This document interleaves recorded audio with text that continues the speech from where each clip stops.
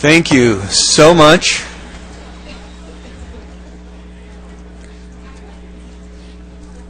Thank you so much for your patience. There are logistics to getting all the certificates ready. So again, thank you very much for your patience. I'd like to call to order the regular meeting of the City Council here, September 6th, 2016.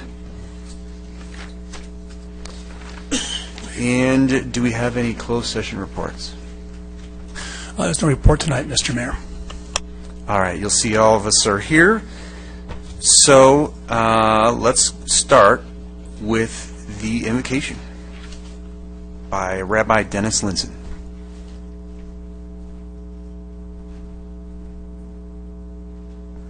All right, we don't have the rabbi here.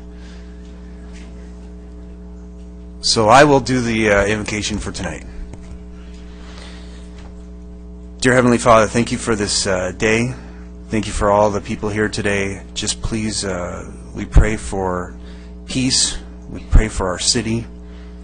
We pray for just your love in all of our lives. We just thank you so much for this amazing city, for our country, and for just the many blessings that you've bestowed upon us. Thank you for your amazing love. In Jesus' name, amen.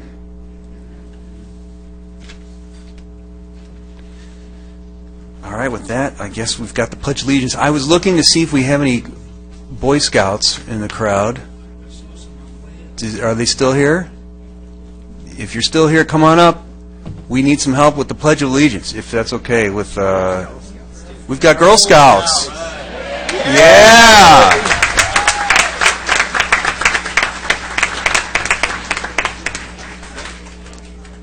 So you guys can help us out, right?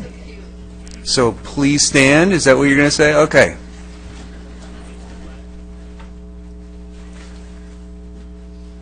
I pledge allegiance to the flag of the United States of America and to the republic for which it stands, one nation, under God, indivisible, with liberty and justice for all. And before you go, if you guys can just come up and say your names, if you don't mind. And you might have to pull the microphone down, but just one by one, if you don't mind. Just one by one, say your name so we can all thank you. Abby, Thanks, Abby. Samantha, Thanks, Samantha. Jillian, and Olivia. Olivia, thank you both. Thank you all.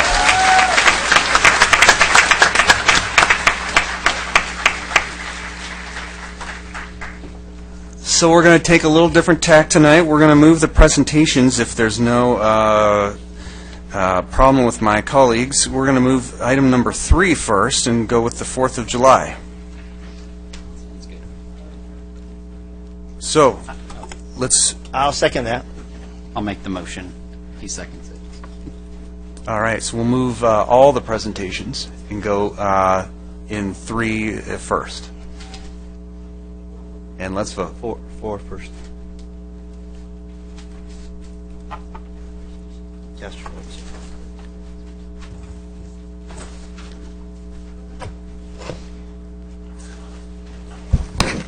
Mayor have Bertrand a- Boyds, your vote.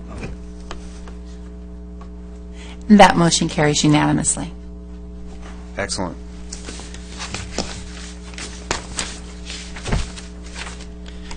To clarify, that was 3-2. There's 3 first. 3 is first. Agenda item 3, recognition of the 2016 4th of July Parade volunteers, sponsors, and award winners, submitted by Director of Community Services. Thank you, Mr. Mayor, members of council. I'm going to turn the presentation over to our Recreation Manager, Laura Lisak. Good evening. Thank you. Thank you. This year, the city celebrated the 25th 4th of July parade, which was held on Monday, July 4th. We had over 10,000 participants, and thanks to all the people behind us, parade committee, volunteers, all of our entries, it was another success.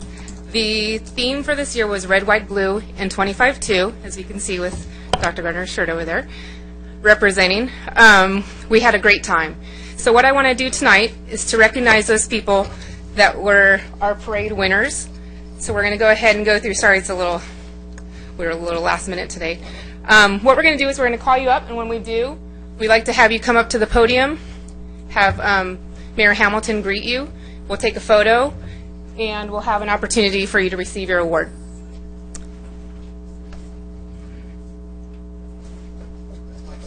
That's your cue to come down. Come on down. So we're going to have a few announcements of awards. We're going to go through the list of awards, and then we'd like to recognize the parade committee as well. So the first award for tonight is the best theme. The best theme is Monkey Business Gymnastics Group.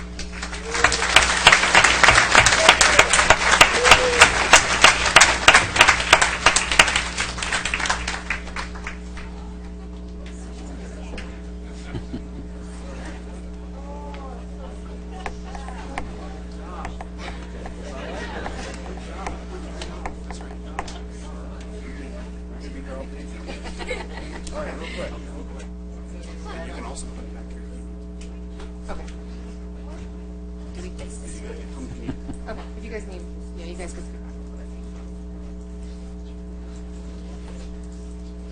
Get in here. Give him more space. Yeah. I think that's better. You have more space. Sorry, you guys. Yeah.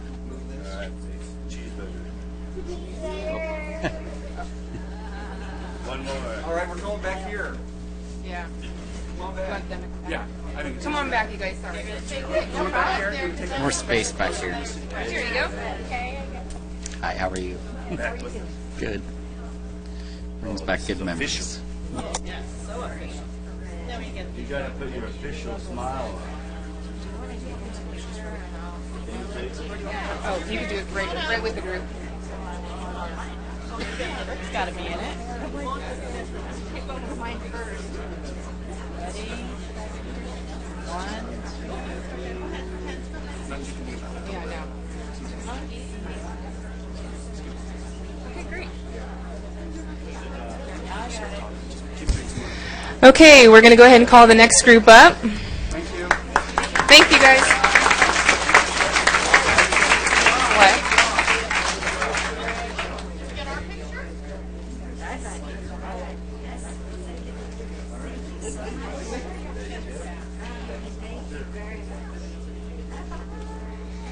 Okay, we're going to try to go through this list a little bit quicker. Sorry, you guys.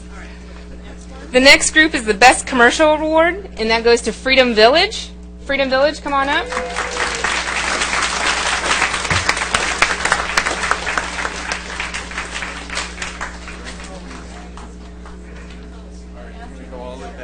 Come on through, yeah. All the way through, yeah. There you go.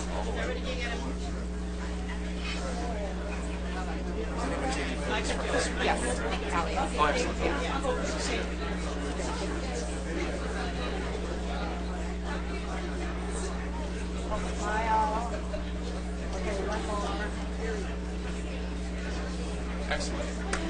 Great, thank you. The next group that we'd like to recognize, Best of Lake Forest Award, the Lake Forest Senior Scene Clubhouse.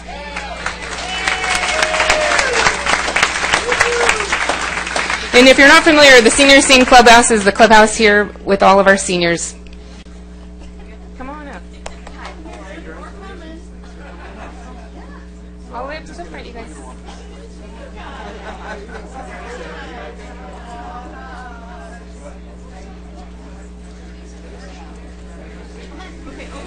Come on.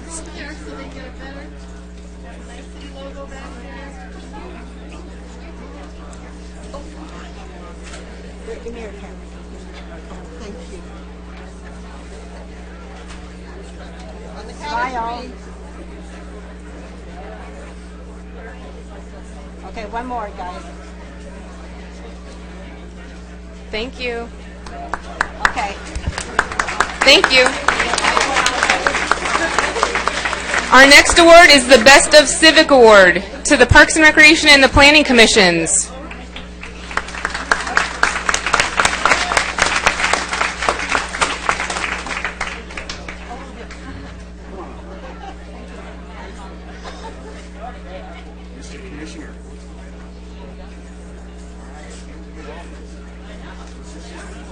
It's both, planning and Parks and Recreation. Thank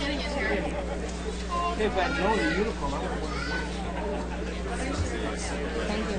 Hi, how are you? Thank you.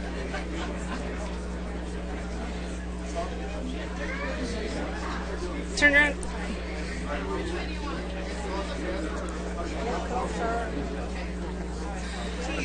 I know it is. It is. Thank you. Perfect.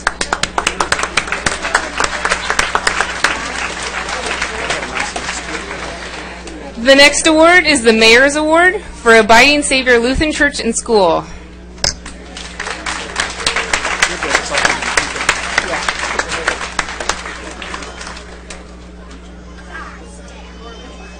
Abiding Savior. Right behind you. Thank you so much. This is Pastor Tom Rogers. Hi, how are you? Sure. Great, so just All the way up to the front.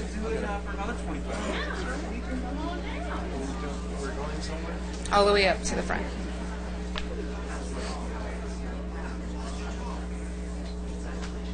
All right, got a 3 count. 1, 2, 3.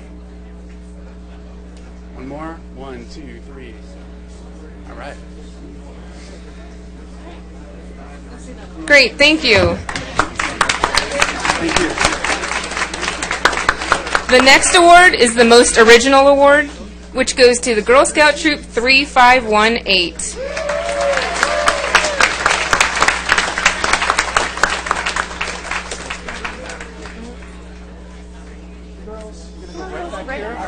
Right through.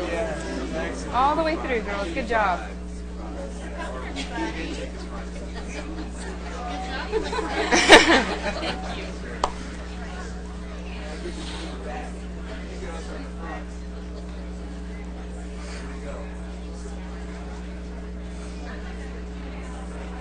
Great, thank you. Say thank you. The next award goes to the most creative, and that would be Amigos de la Colina.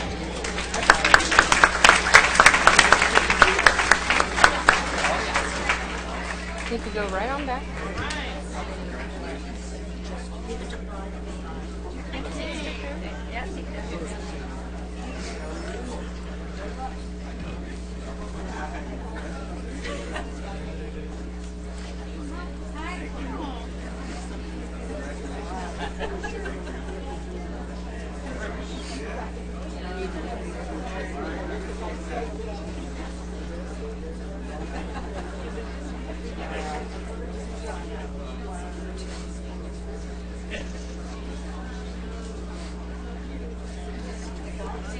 Great. One more. One more?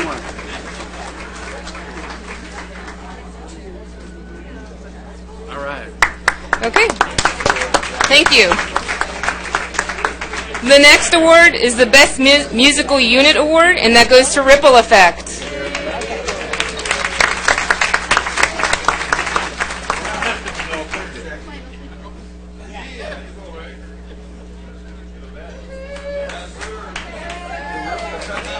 Our skateboarding guitar player. Come on in.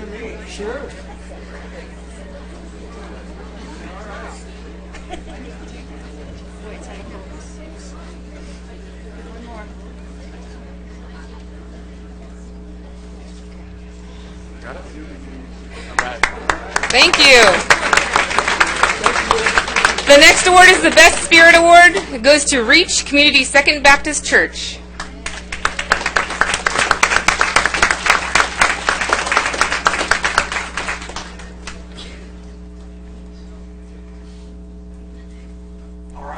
Come on in, guys. Come on in. Yeah.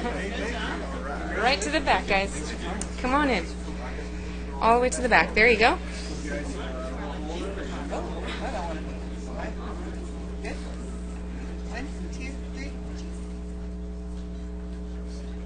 Great. Thanks, you guys. The next award is the Best Vehicle Award, and that's our 1949 Flexible Starliner.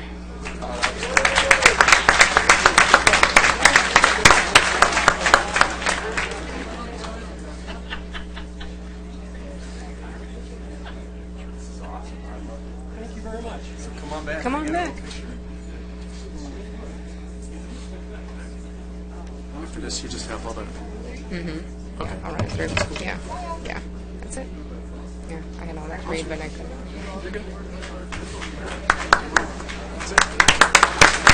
Thank you. The next award is the Most Patriotic Award to the 1st Law Enforcement Battalion, U.S. Marine Corps.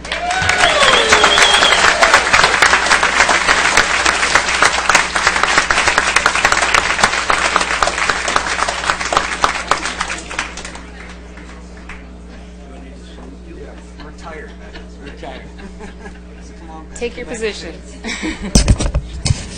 Just to say a quick word on behalf of the adopted Marines of the City of Lake Forest, the battalion asked me to accept it, saying that everybody that is considered appropriate to accept the award this week is at a training exercise in 29 Palms.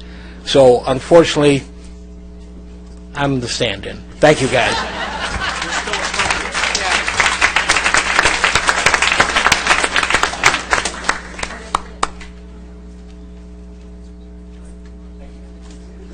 Thank you. The next award goes to the Best Animal Entry Award, one of my favorites, the Mini Madness Miniature Therapy Horses.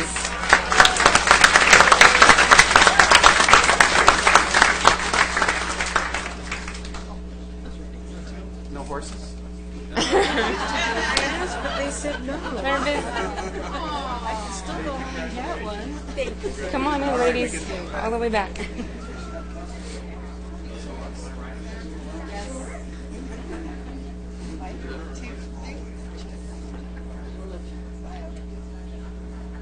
Great, thank you.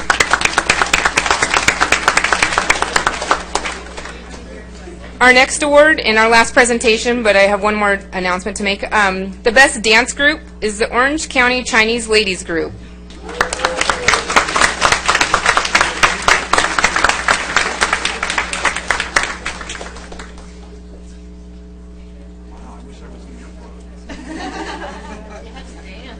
Yeah, come on back, ladies.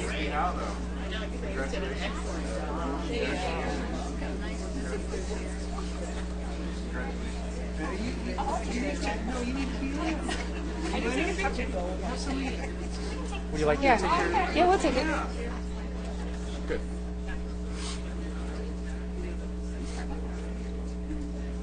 Smile. Those are great. Smile.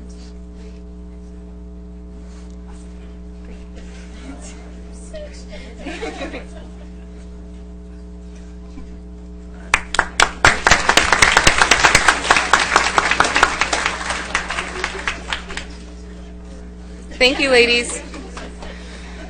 There was one additional award that was given out earlier. It was for the Sandy Mink Award, and that was for Boy Scout Troop 3727. They had to leave, unfortunately, early to a troop meeting, but I presented that award in lieu of the council here. So I just wanted to acknowledge them as well and make sure that we gave them a round of applause.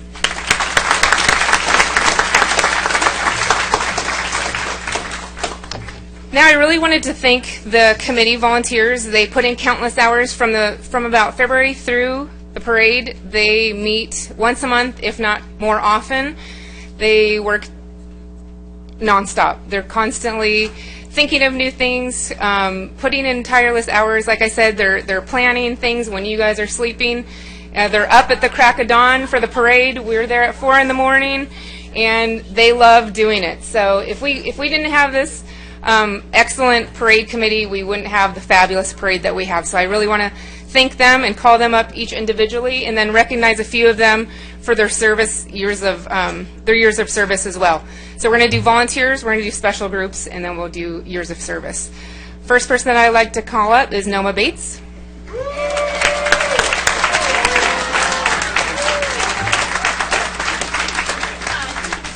thank you. Can we stay up here or go back or what? You could stay up and fill the group, and then we'll take one group at the end. Marty and Robbie Deutschman.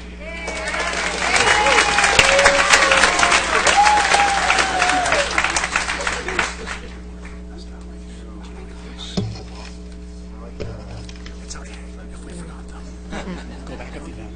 Okay. Just announce them and apologize. We don't have an award, but we'll get it to you. No, we do have one. We do have one.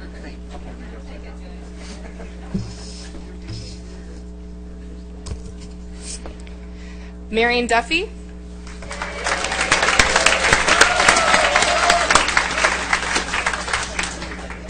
Martha Halverson. No, that'll go back.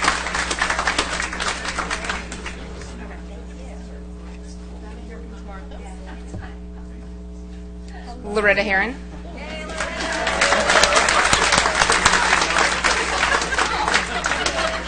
John and Rosalie Irish.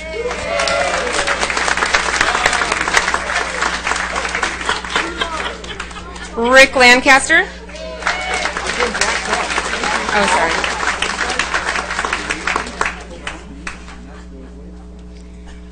Margie Matzel.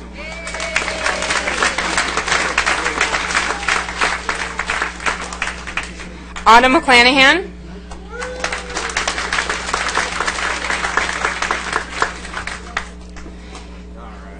Tibby Montgomery.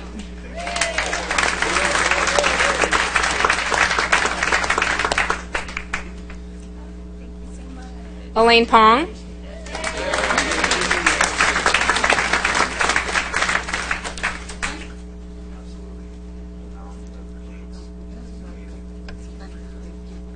Matt Rail.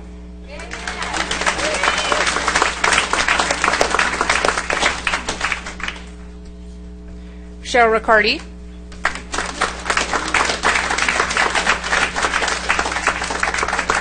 Ray Silva.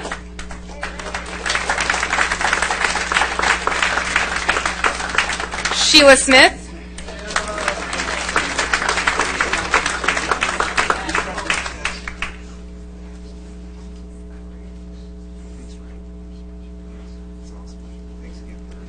Lisa Tooley.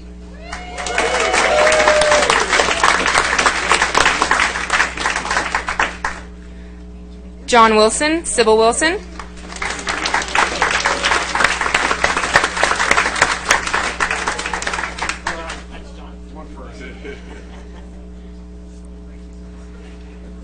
Dan Yombo.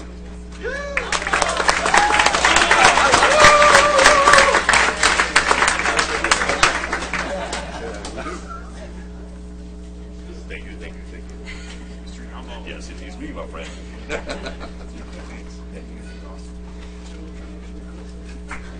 You want to take a group picture? This is the group. You want to stand and drink?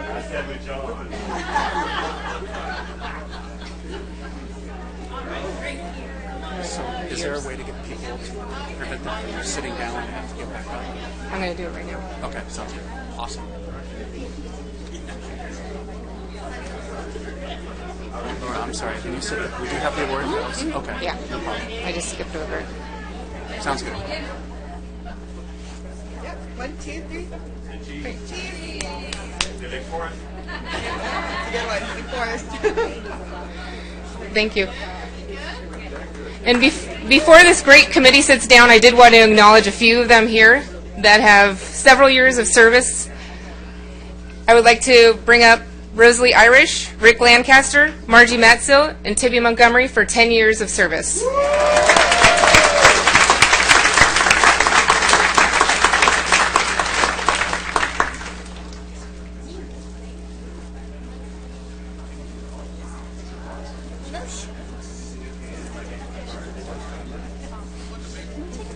Absolutely. You know what? Yes.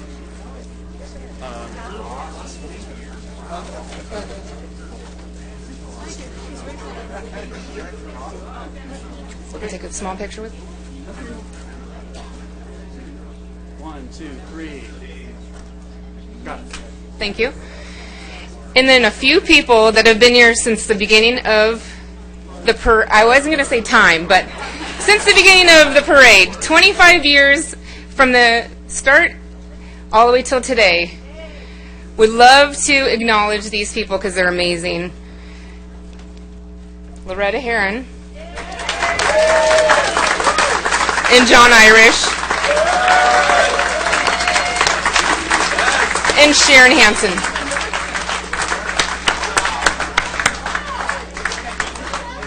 It's a beautiful blanket. You're welcome. And Sharon's not here today.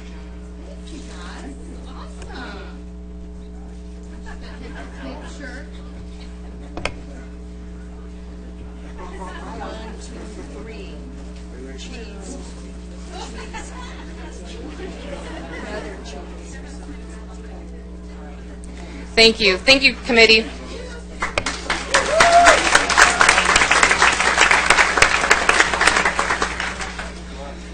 There is actually one more award that I forgot to give out, and also a couple more people that I would like to recognize. You guys could sit down. Thank you for everything you have done. Just 1 minute, please. 1 minute. You like? No. I can take Sharon too. Okay, I will. In the busyness of tonight, I looked over one of the awards, not to be overlooked. The Best of the Community Outreach Award goes to the Mission Viejo Saddleback Elk Lodge, number 2444. And I do apologize. Come up, please.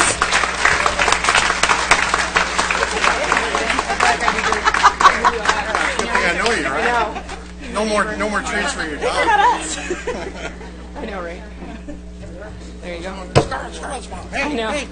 Sorry. No, I'm okay. No. You want to do it solo? I'm going to do a couple more. No.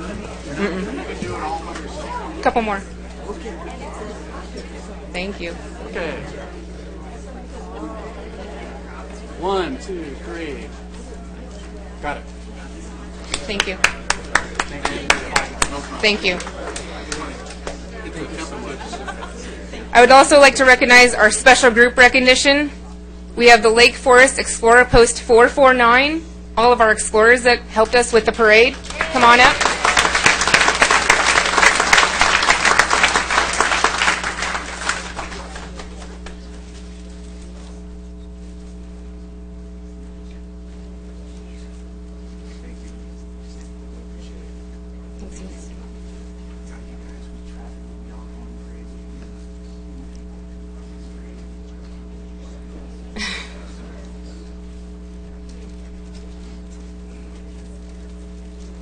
Thank you.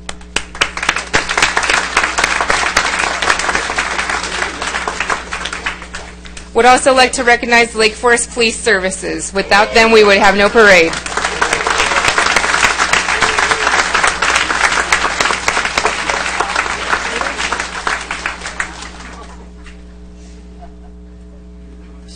So I know, right? Little did you know. Yeah. Got to come up here. All right. Let's get a mixer right there. Come in the Photo area. all right. Great, thank you.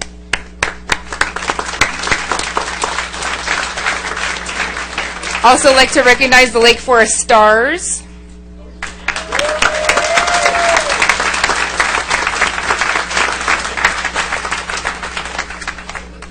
Oh, Ann's coming. Come on down.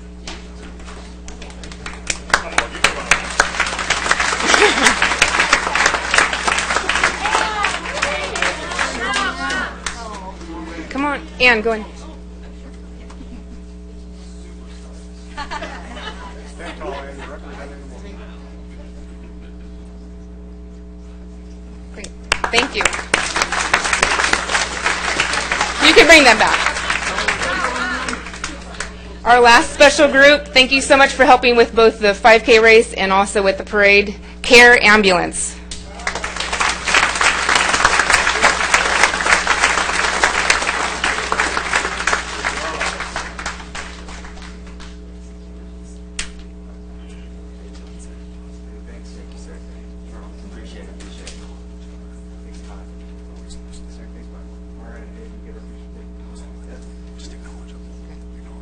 I will.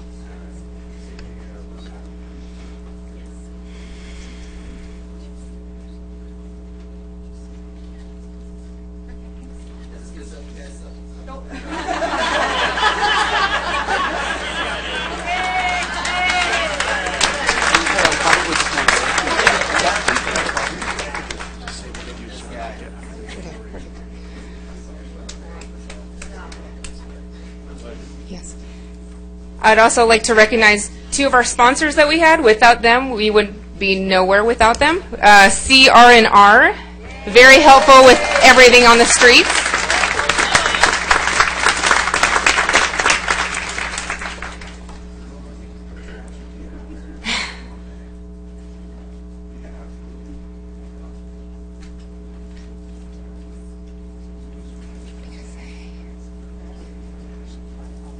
Thank you. Also recognize our other sponsor, Southside Towing.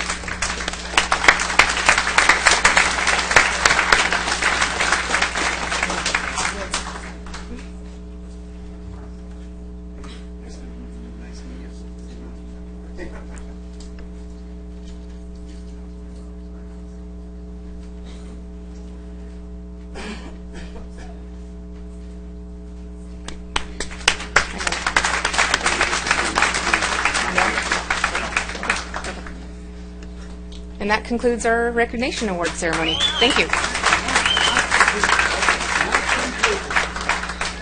It almost concludes the recognition. Roy, don't go away.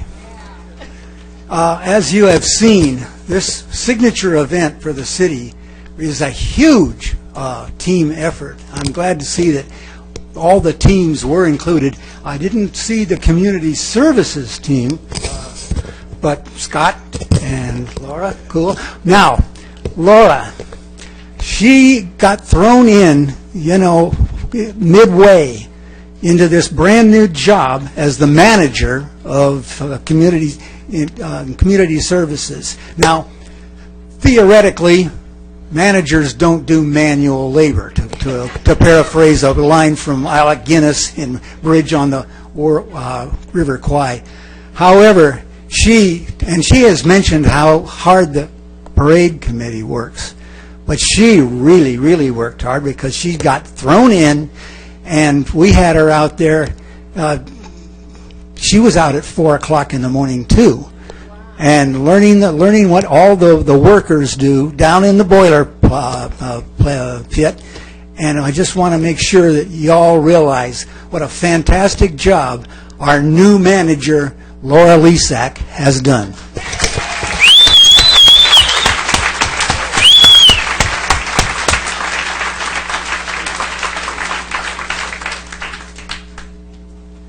One last announcement. I also wanted to thank Spectrum Specialties for all the awards and nice gifts that were given to all the participants in the award entries and winners. We also wanted to present the council with something from Spectrum Specialties.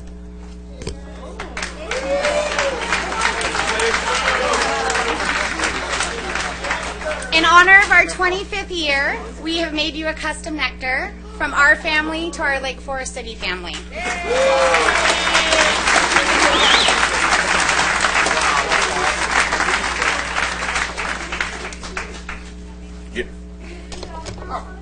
Yes, please.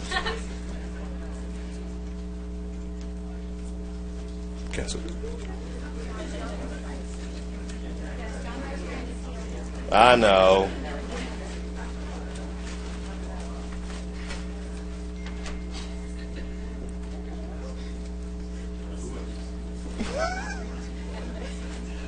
Oh, someone's missing? Is it hiding? No. He stepped out for a second there. So. I can Photoshop him, yes. How about that? All right. Everybody say Lake Forest? Yes, that looks fantastic. Fantastic.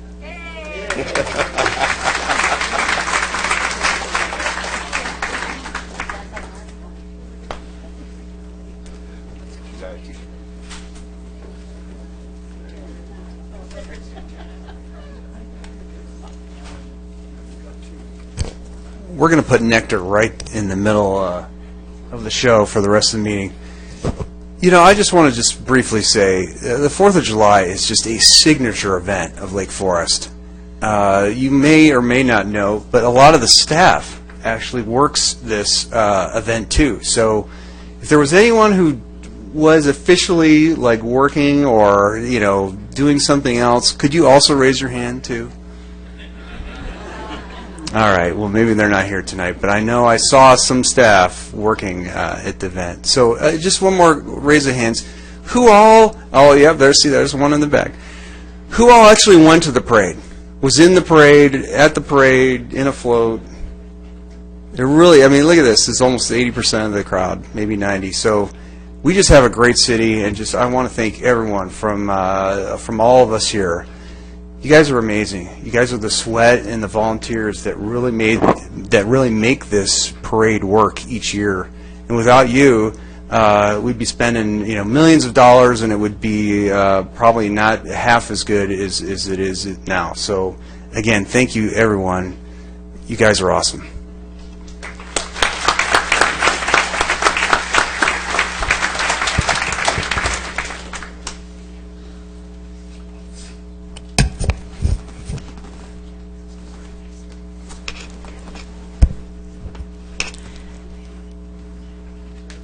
And we'll go back to Agenda Item 2, presentation from the Boys and Girls Club of Lake Forest, submitted by Director of Community Services. Thank you, Mr. Mayor, members of council. With us this evening is Executive Director Pamela Estes, and I'll let you introduce your team. Great. And you have a presentation this evening. Yeah. First, I wanted to thank everyone for allowing us the privilege of being part of the lives of some really great children and families that live in Lake Forest. This is Leslie Martinez. She's going to talk a little bit about our specific program this summer. Cherie Andrade, and she's going to talk about our relationship with some of the kids and families. And we do have some kids and families in the audience tonight. And then we'll wrap it up with Dave Carter, who I don't know that I need to formally introduce him to. Thank you. So we put together a little presentation. First, I wanted to start out with kind of an overview and background on our organization. Boys and Girls Clubs of America is over 100 years old, and nationally, excuse me, there's over 1,000 corporations across the country and on military bases overseas serving more than 4 million kids. In Orange County, there's 15 separate 501c3 corporations that are Boys and Girls Clubs. And in Laguna Beach, which is where we're from, we have one corporation, we have 3 facilities, and we serve over 2,000 kids a year. One of the things that sets Boys and Girls Clubs apart from other youth-serving organizations is that we never turn a child away due to financial circumstances. For our particular club, we were founded in 1952. We started out on Main Beach in a little shack out there. Eventually, the community came together and donated property in Laguna Canyon in the late 60s. In 97, we began a bus program transporting kids from 5 schools in Aliso Viejo, although at the time it was before it was incorporated. So, and bringing those kids to our club every day.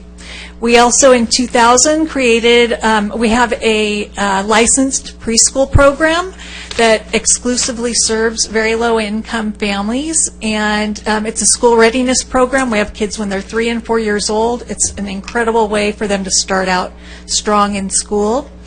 In 2004, we conducted a $3.3 million capital campaign and renovated and expanded our Laguna Canyon site. In 2005, we added our second site, which is on Bluebird Park, and also started an endowment. We began serving kids in Lake Forest in 2013, opened our 3rd branch in Laguna in 2015, and earlier this year our endowment topped $1 million. We employ 31 full-time youth development professionals and 17 part-time staff. Our budget this year is $2.4 million, and we have 79% that goes directly to programs. We have had almost 200 adult volunteers and over 150 youth that volunteered last year. Our average daily attendance is close to 300. Our kids come from, 18% of our kids come from single-parent homes, and 22% of our kids qualify for the free and reduced lunch program. We gave away almost 9,000 free meals and over 84,000 free snacks in 1 year. And served, as I mentioned before, a little close to 2,000 kids. And we were also Nonprofit of the Year last year. In Lake Forest, the whole thing started. Boys and Girls Clubs of America is no longer chartering any new organizations, so any growth that happens in serving kids has to come from an existing Boys and Girls Club. So we were approached by a group of the Kiwanis, many of whom are in the room tonight, and they wanted to start a Boys and Girls Club program. We immediately went into developing did a community needs assessment, a feasibility study. We put together a business plan and started exploring possible sites. What we discovered was there's a high need throughout the city, but we wanted to really focus our efforts initially on Olivewood and Gates Elementary. What we realized was that they no longer had PE in school. And also about 70% of the kids there are on free and reduced lunch, 70% English learners. They really, we knew that we could make a big difference there. So we hit the ground running. Spring of 2013, we started a lunchtime program at Olivewood running sports tournaments for the kids. And then the families really wanted a summer program from us, and we began our summer on the field at Olivewood and started out with 68 official members. We didn't have a classroom, just an easy up, and made it work thanks to a lot of people here who really provided a lot of support for us. In the fall of 2013, we then added an after-school literacy program that was for second graders and specifically for kids whose teachers identified them as in need of intervention. When you're up until second grade, you're learning to read. After second grade, you're reading to learn. So if you miss that point, then you're really going to be behind moving forward. And so we served 63 kids in that program. In 2014, we actually got a classroom on Olivewood campus, and in the first day, with no marketing, we enrolled 93 kids. Unfortunately, there was a change in the administration at that school, so we haven't been able to get back there. But what we did the following summer was that we rented a classroom and a playground area from Arbor Christian Fellowship, and we had to cap that enrollment at 70 just due to the size of the space. That is no longer available, so this summer what we decided to do was to transport kids. We picked them up from El Toro Park and brought them to the Canyon Branch in Laguna, and then brought them back at the end of the day to the park where their parents picked them up. So we are all in for these kids and families. And now I'd like to have Leslie talk a little about the programs. Good evening, everyone. Do you have the clicker? Okay. All right. So my name is Leslie. I'm one of the co-site coordinators for the program. Eric is the other co-site coordinator. I'm a preschool teacher during the year. I'm a preschool teacher assistant, And during the summer, I was very fortunate enough to work with the Lake Forest program. I'm a first-year, I'm from the first-year class of the preschool program. And I'm also alumni from the Boys and Girls Club. I attended there. And I recently got my bachelor's in psychology at UCI. Eric has also, he's been working at the Boys and Girls Club for 9 years. He's a sports program coordinator. He is also an alumni from the Boys and Girls Club. And he's currently pursuing a degree in kinesiology. Would you like to talk? Hello, good evening. So really quickly, the programs that we do run at the Boys and Girls Club vary from arts, fitness and recreation, healthy habits, teaching them how to play well together, but also how to read a nutrition label. Some of our more impactful programs are Man Cave, Smart Girls, Brain Gain, where we continue the education that they learned in the classroom to the walls of our club. This year, they were able to go on several field trips, such as Disneyland, Angels Games, and then beach and pool field trips as well, which the kids love, as you can see by the picture. One of the greatest things, though, that the Boys and Girls Club does do is we stem from what you learn inside the classroom, but we build on those relationships. So 10 years in the movement, I've learned that school teaches the kids the ABCs, their 1, 2, 3s, all of that. But at a Boys and Girls Club, they learn how to become the people that will one day take care of us. They learn how to be healthy, positive citizens in this world and how to work together. And these Lake Forest kids, I can't wait to see what they do when they grow up, because they are such great, amazing kids and such great families. I'm going to give it back to Leslie. Thank you. So I want to talk about the program, the daily schedule. During the summer, we offered a program Monday through Wednesday. We transported them we picked them up at the Lake Forest Park, Toro Park, at 8 a.m. And then at 8:30 they arrived at the Canyon Branch. At 8:45, we provided them with a morning snack. At between 8 to 11:30, depending on their age group or their grade level, they went to a group. We did group rotations. So depending on their age, they either went to arts and crafts. We also had Ed Tech Center, the athletic department, games room, and playground. At 11:30 to 12:30, we provided them. They had their lunch. At 12:30 to 3, they went back to their group rotation, back to their grades. At between 3 and 3:20, we again provided another free snack. 3:20 to 4, they went back to their group rotations. 4, the bus picked them up, and by 4:30, they arrived back at the park. They weren't at one group. I just want to make that clear. They didn't stay in one group. They were constantly in different groups and every hour. And this is our mission statement: to empower all young people, especially those who need us the most, to reach their full potential as healthy, caring, contributing members of society, which Cherie just stated. We're doing a wonderful job with these kids. They're becoming great kids. They're already wonderful, but we're making sure.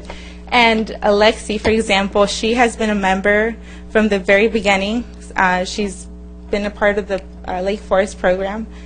She's a bright young lady who has been consistently been a part of the Lake Forest program, and this year she was awarded a Member of the Month for the Arts and Crafts program.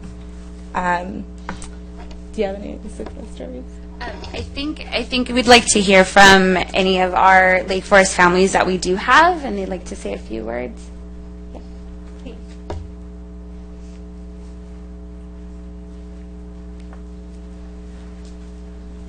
Good evening. My name is Ursula Willis. I've lived in Lake Forest since '96, and as a grandparent, with 2 of my grandchildren living with me full time, and my husband being ill, and I'm working 2 part-time jobs, and I have a business, it is so important to me to have quality, skilled care for the children that doesn't just provide babysitting, that provides them an avenue for exploring all of their different talents. Alexandra really, really loves art, and so with all of the things that they have available in not only tangible things, but in the way of not just drawing, but clay and all the different factors that they have there, it's amazing. It's an amazing program. Brody has really, really, come into his own. They love the staff. And I just, the relationships that they've built in the last 3 years that they've been going to the summer program is amazing. What I really, really am hoping for is to be able to have them have an after-school program to the same quality and skill, because it would allow me the opportunity to take care of my husband, when I get home from work, and also to work the hours that I need to do to keep my business going. So, but at the same time, not depriving them. There's just so much of me to go around.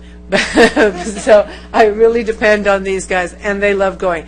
There is not one day this summer that they missed, and even though Thursdays and Fridays was up to me to drive them, you can bet we made it every day. There were no options on that. Thank you. By the way, thanks for coming and welcome. Welcome. Hi, my name's Isabel Flores, and I have my daughter Dana and my son Andrew that's at home with my husband. And for me, it's been a great experience being able to have Boys and Girls Club near our house, because there's no childcare out there that has what Boys and Girls Club have, that low-income families like myself can afford to take them in, and to know that my kids are in a good place with good people that really love being and working with children. Well, for me, it was a great opportunity to have my daughter Dana, because she's really shy little girl, and for her to be able to go into this club and make friends and feel confident to go in and every day, when having Leslie and Eric there, it's been really, really good for my kids and my family. And I would really appreciate it if you guys could make Boys and Girls Club possible here in Lake Forest, for my kids to be here with them Monday through Friday after school or during the summer. Because like I said, for me and my husband, safety is the #1 goal. And I think this is one of the programs that does provide that for them.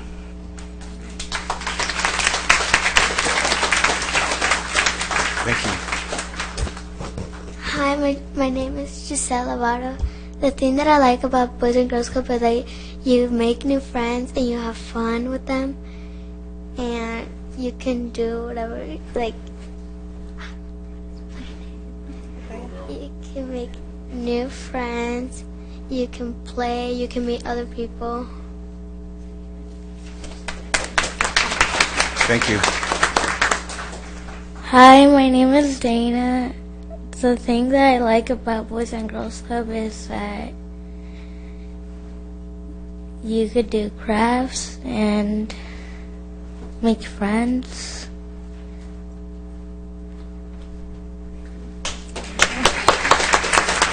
Thank you.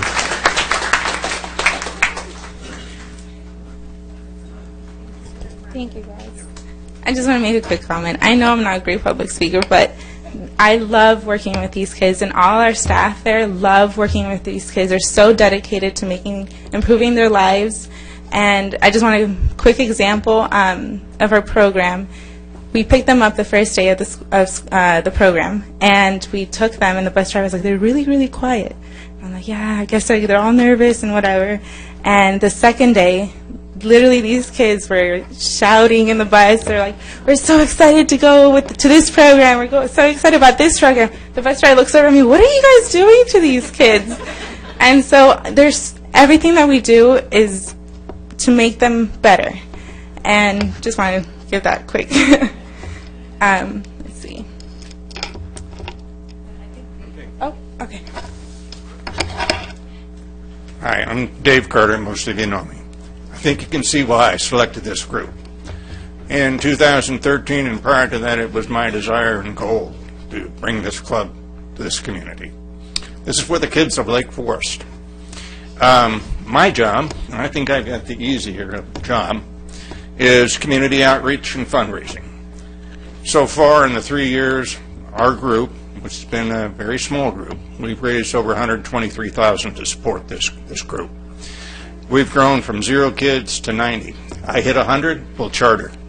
We will have a chartered club here in Lake Forest.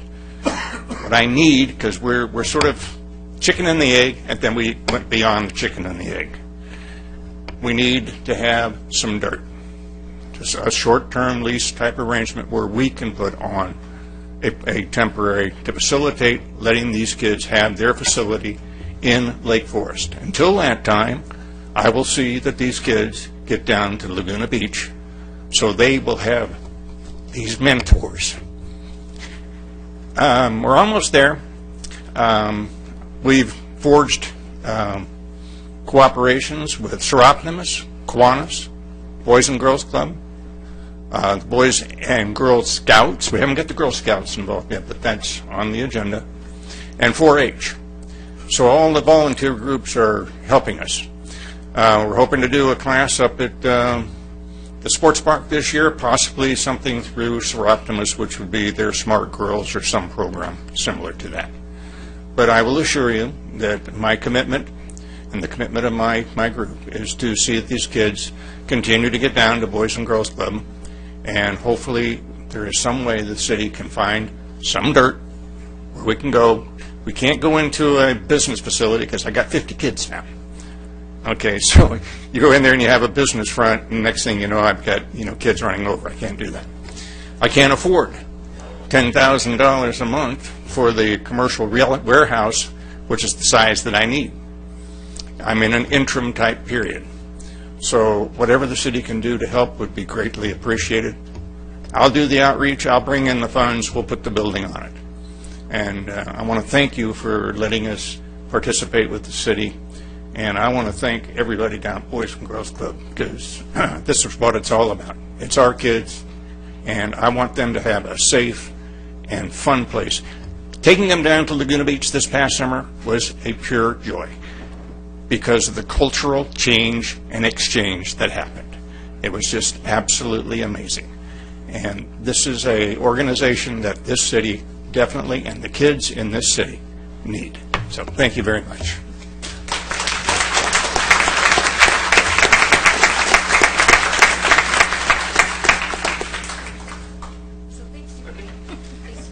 Thank you for your presentation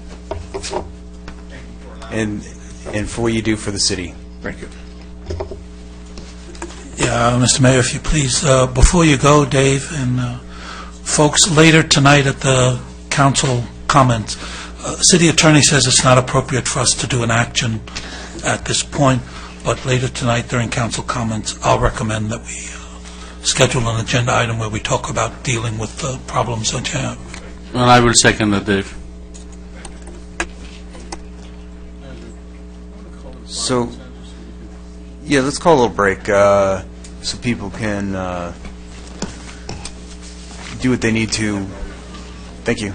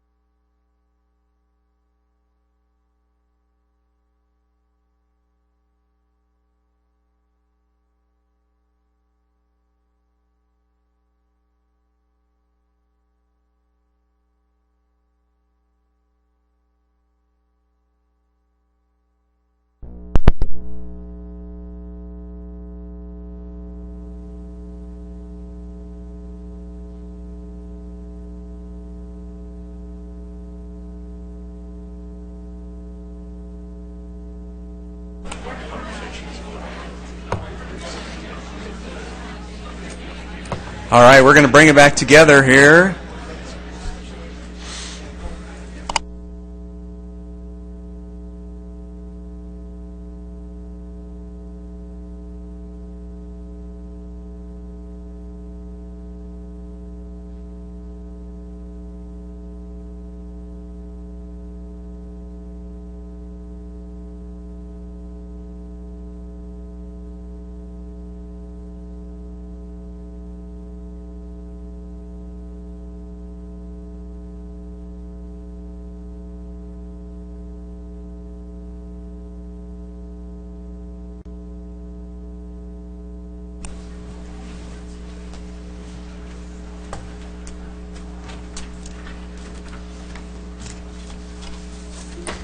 All right, we'll get back in session here.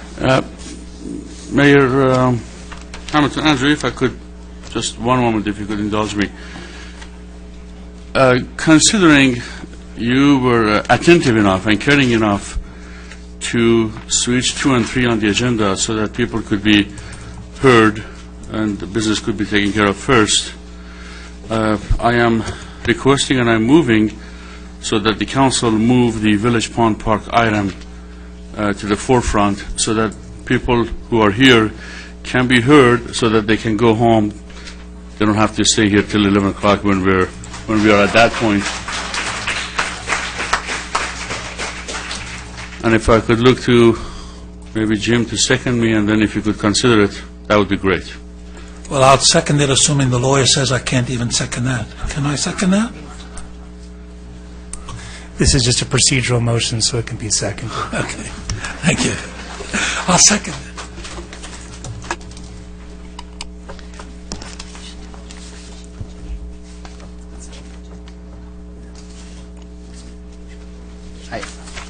And I just want to add, too, that I think, generally speaking, we should always be doing that. We should be moving things around to accommodate people so they don't have to wait. So it's in general a good policy. We should always be doing that.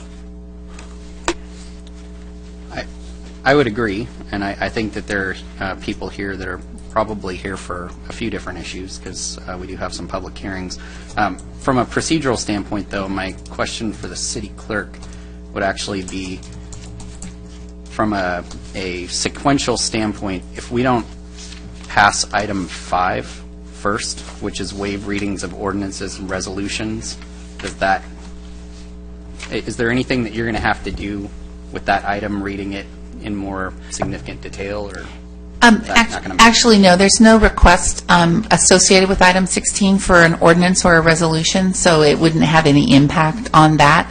I do have, however, some general public comment not related to any agenda item. I have several speakers that are here to speak at public comment, so the council may wish to consider hearing the general public comment before moving to the agendized items. Yeah, I think that's a good idea.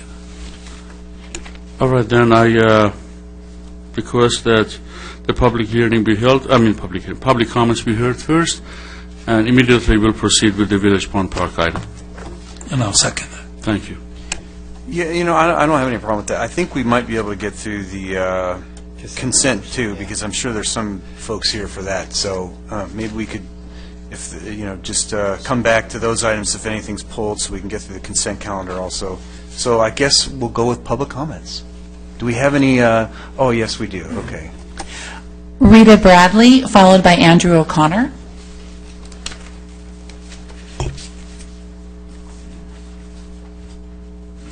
Welcome.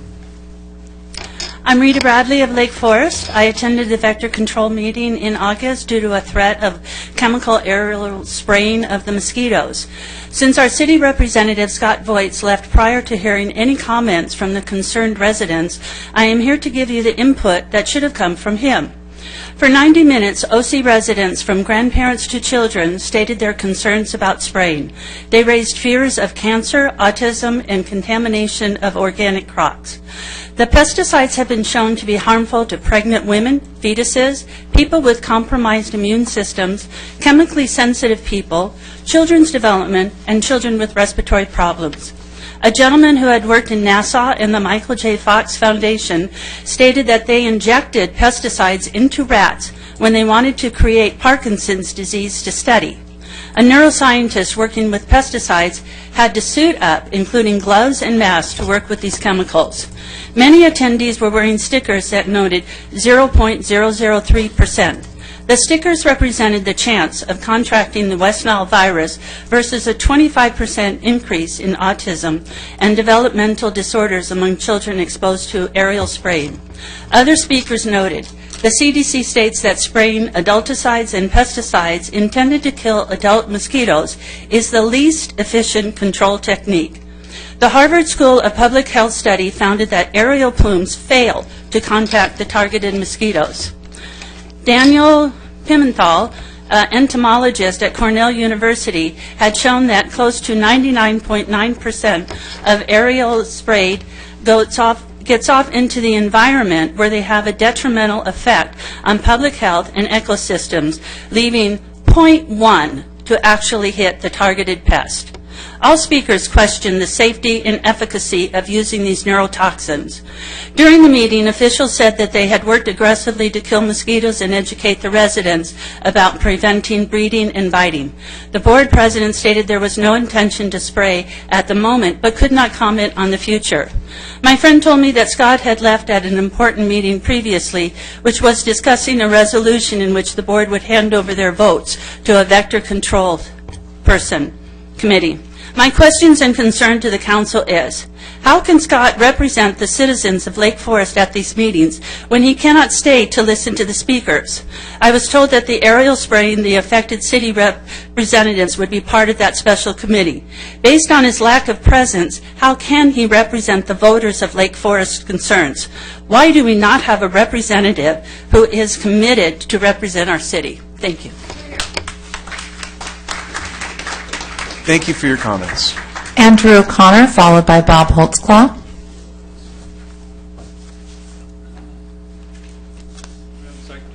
Welcome. Good evening, Mayor. My name is Andrew O'Connor from Foothill Ranch since 1990.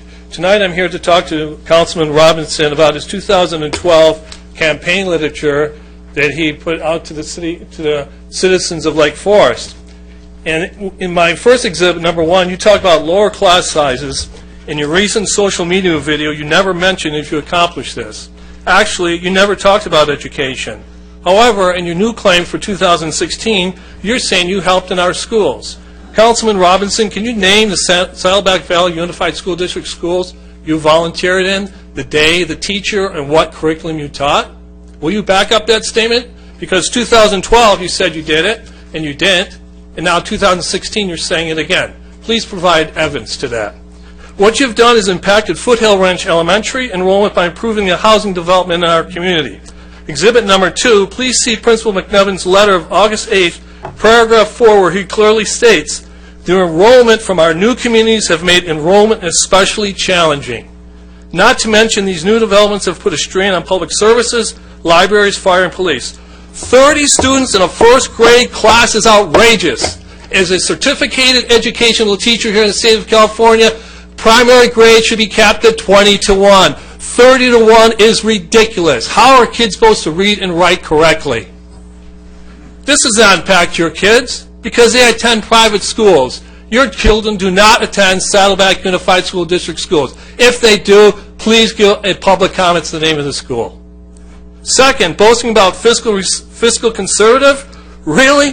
When the city manager continues to hold tax revenue instead of funding our seniors' Meals on Wheels, you're proud of that?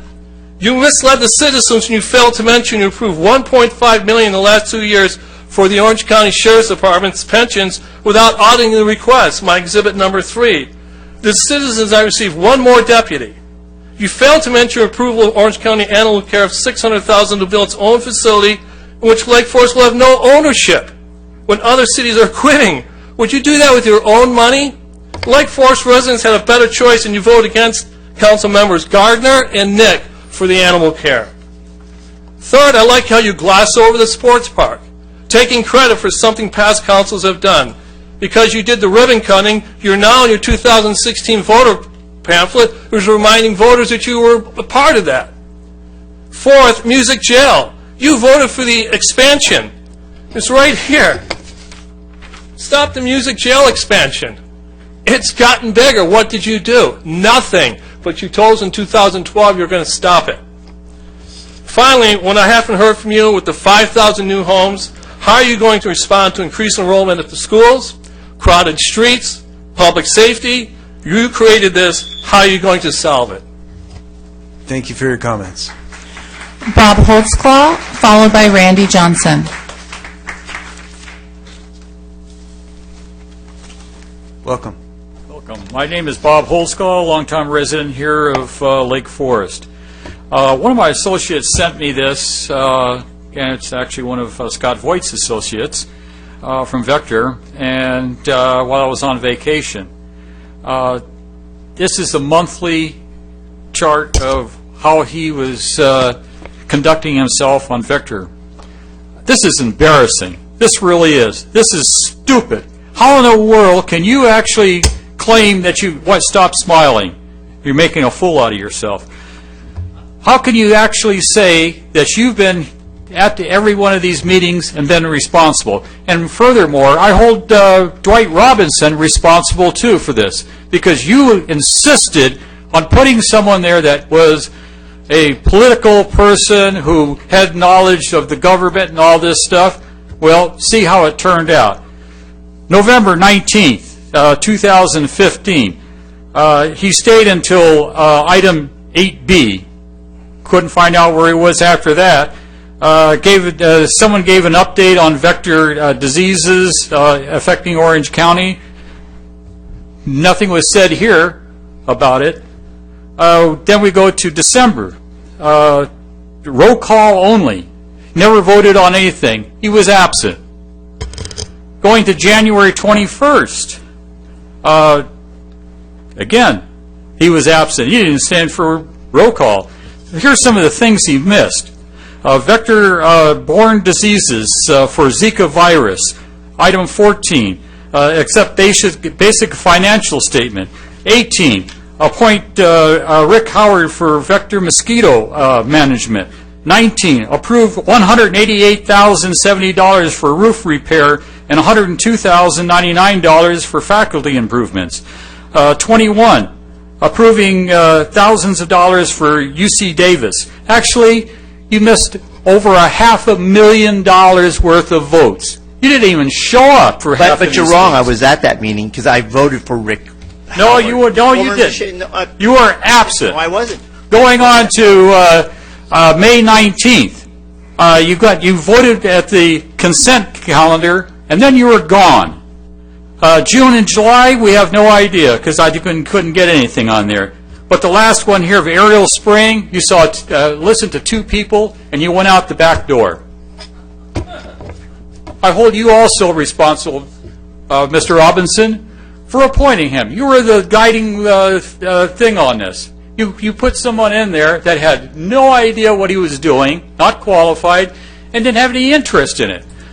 I suggest that Voigt's resign. You put Marcia Rudolph back in. She may be dead. Thank you for your comments. But at least she has more power into this thing than anybody else. I'm sorry, your time is up.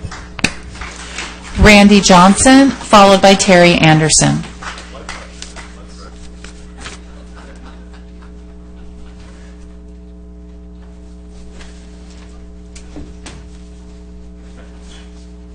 Good evening, Council. It's Welcome. me again, Randy Johnson, Lake Forest. You know, I get an A for persistence here. I'm going to talk about Orange County Animal Care, okay? Because it's not a done deal as far as I'm concerned. Now, I briefly talked about this in passing.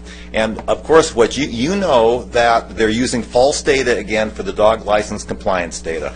They've understated our population by 3,800, and therefore they've overstated the compliance rate by about 2.5%. All of you know about this. And 3 of you voted to stay with Orange County Animal Care. Mr. Robinson, you said you're going to stay and fight and hold Orange County Care accountable.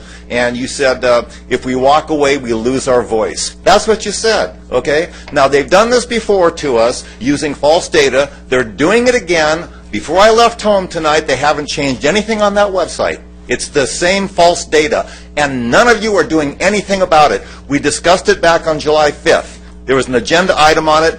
There was no plan to fix it whatsoever. You said, well, Deborah Rose, would you go talk to Jennifer Hawkins about it? The next meeting, Mr. Gardner questioned her and said, what happened during the discussion? Oh, it's taken under advisement.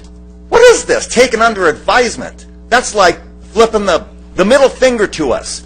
After we've committed to them, we've kept our part of the agreement, paid over $600,000 a down payment on this deposit for the shelter. We have no equity in it whatsoever. We have to continue to pay rent on this shelter and for field services. Okay? We're getting screwed royally on this deal. Where are you folks? You're not holding them accountable. Okay? You're not staying and fighting.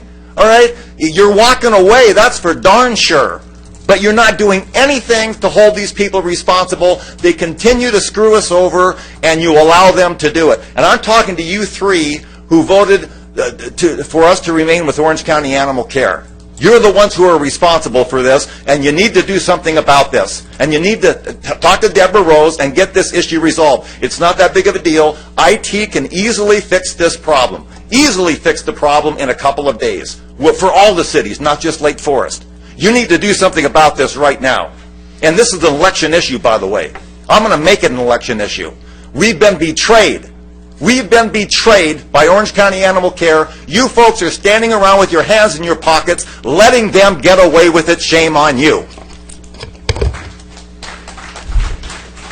Thank you for your comments. Terry Anderson.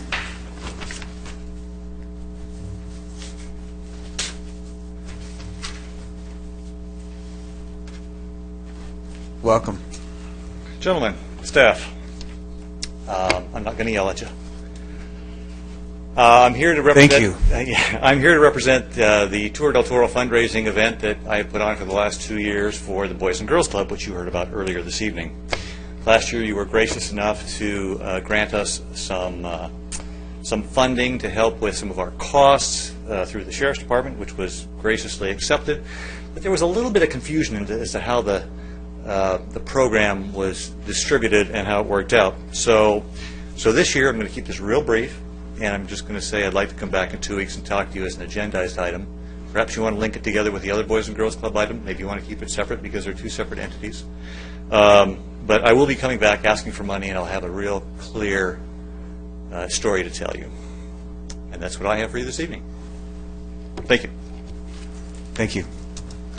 We had no further requests.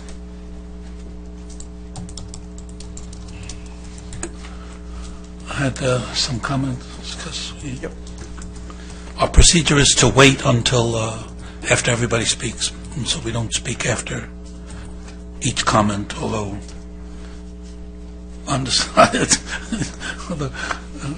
my friend here, Scott Voigt.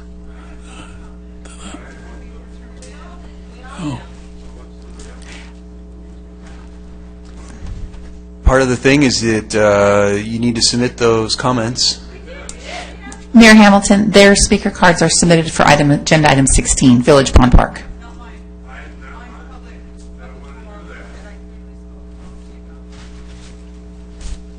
All right, we'll take a little 30-second hold here.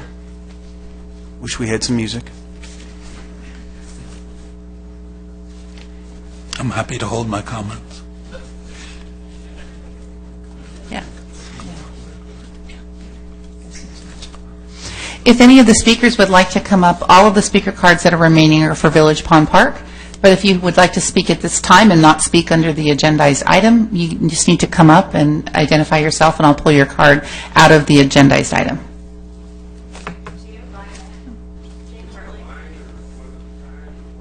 Yeah, so I would just, if you just raise your hand, I'll try and, yes, go ahead. My name's Karen Shore.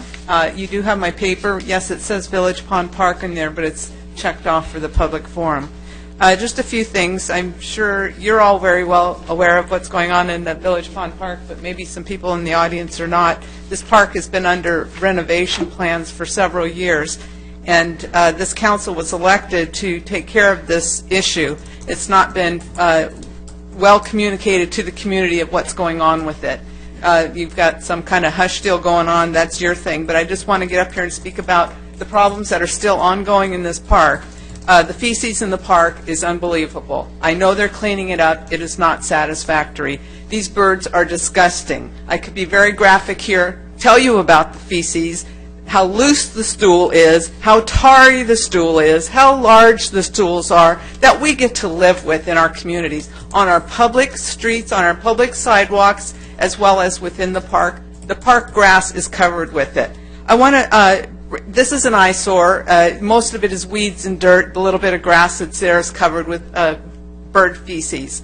The only people that will go in the park are now the homeless. We have a homeless problem. We've got 2 people residing in this park. I won't go in this park. We did have a saxophonist today, I noticed, but I know we have a homeless liaison for this city. I have called this liaison and left messages 2 to 3 weeks ago, have not heard back. I thought maybe it was resolved. It is not resolved. I was there this morning. My husband went by earlier. Some of them were still camped out. I saw her pushing her cart out at 8 a.m. I guess that's time to check out. There's still health aspects going on with all these feces. I was on the pandemic planning committee with the University of California, Irvine, about 6 years ago when the pandemic was a big issue.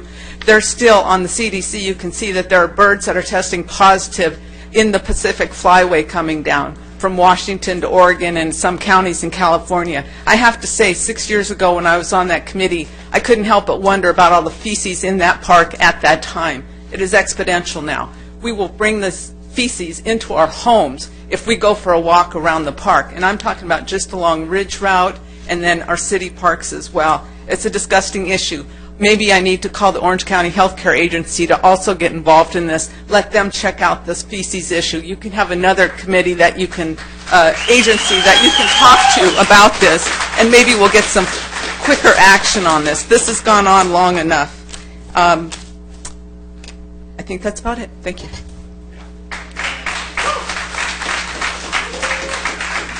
Thank you for your comments. I saw the gentleman coming forward. I think your hand was up. I saw. Anyone else before he gets up? Okay. I've got 3 more.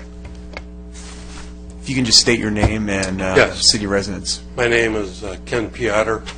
I'm long-term resident of Lake Forest. I've spoken before you. It's opportunity, and I appreciate it. I did have the ability to review, I believe it's a December 15th, 2015 document. It's a lawsuit, and I did read it, by which supposedly the Lake Forest Beach and Tennis Club, which is called an HOA, and the city of Lake Forest supposedly have a lawsuit. Well, they do have a lawsuit.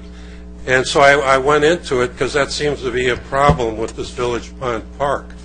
So I read it, and I don't find any reference of any legal action between the city and the Lake Forest Beach and Tennis Club. There is no legal action regarding the Village Pond Park between this city and the Lake Forest Beach and Tennis Club.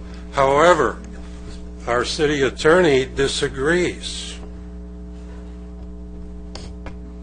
I'll repeat that. He disagrees, and for whatever reason, he tied the Village Pond Park to a lawsuit with Lake Forest over another issue, another lake. Has nothing to do with Village Pond Park. I'm going to repeat that. Has nothing to do with Village Pond Park. So I look at this as I believe our city attorney has likely exceeded his authority, and the action you gentlemen are going to take tonight, I believe it's item 16, is to vote on a second opinion. I believe it's another attorney. And I would suggest you do that, because as the lady just mentioned, one of my neighbors mentioned, this has been going on for years, since I think 2012. We've allocated funds. The people have spoken. It's been approved. There is a plan over many discussions with the people, and I think the park needs to be brought back to what it was and get rid of the animals that are destroying it and making a mess out of our neighborhood. And I appreciate the time. Thank you very much. Okay, I think I saw the lady in the very front row. I've been here before. I've been researching the Village Pond Park for a couple months while I was on break. If you could say your name. Oh, I'm sorry, Jane Hartley. I do not believe that the Village Pond Park is attached to the lawsuit. I don't think any of my neighbors believe that either. And I've been helping to educate them on what I've learned. And really what I'm here to say is that Mr. Robinson, Mr. Hamilton, and Mr. Voigt, you've activated me.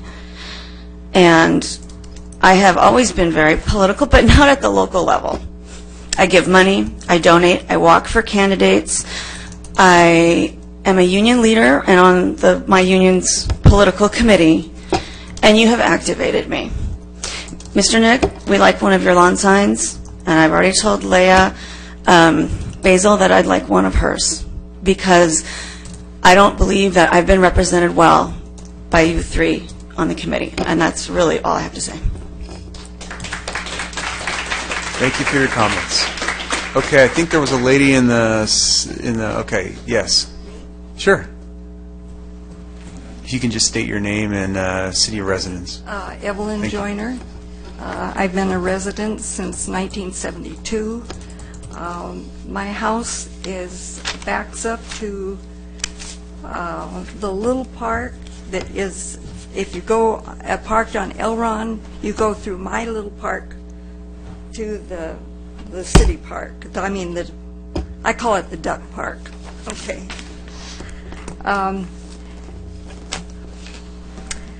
I've been here before, and things have not changed, and then I noticed the litigation, and I just don't understand how something to do with the railroad has anything to do with the pond. I'd like that explained to me. But I've been here before talking about how the geese are out of control. And just for a little comedy, I live on the cul-de-sac. One day there were 17 Canadian geese in the cul-de-sac, or in the street, and here's this lady with a broom trying to get the things to go back to the little park. It's not really very funny, and it's nasty, dirty, and I think if something isn't done pretty soon, that somebody is going to get very ill, and you're going to have a lot of lawsuits. That's about all. Everybody before me has said everything that I have in my mind. But I thank you for your time, and please do something. Please? Thank you for your comments.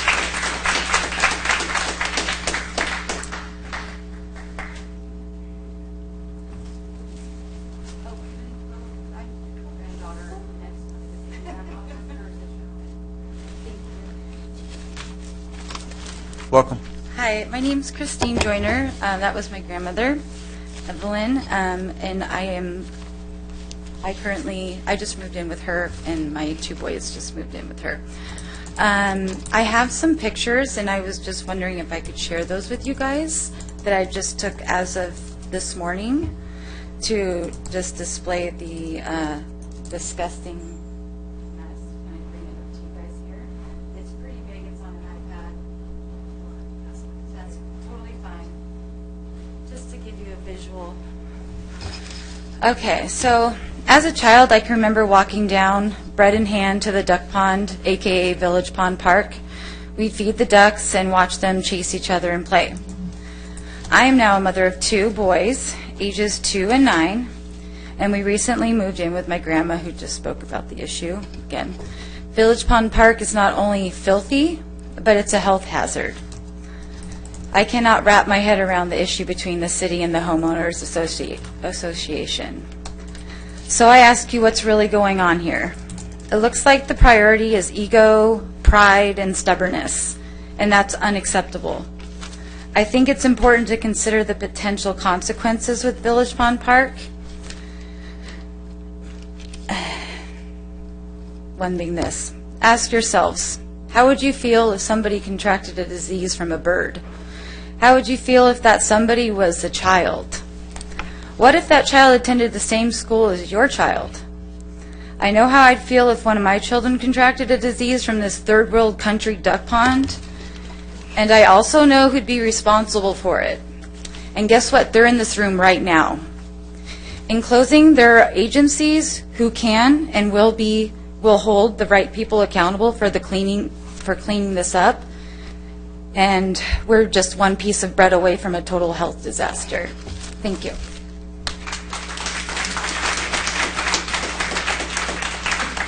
Thank you for your comments. Welcome. My name is Leslie Gould. I have lived in Lake Forest since 2002. Our house is across the street, but faces the pond. I don't have any political agenda. I'm just a mom with 2 kids. My kids want to ride bikes. They want to go. Every time we ride through the park, we have to hose off their wheels because we can't bring the poop back in the yard. They want to play. They want to now ask to go to other neighborhoods to go, can we go to so-and-so's house because they have a park that we can play at that has grass. I'm just asking, as a mom and as a member of Lake Forest, that we have a park with grass that isn't crunchy when you walk or mushy, as somebody else said. Thank you.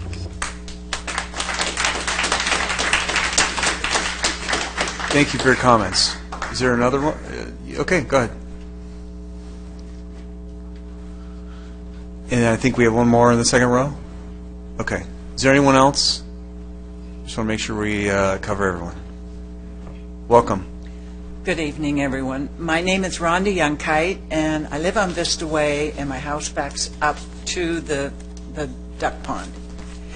And I've lived there for a little over 6 years.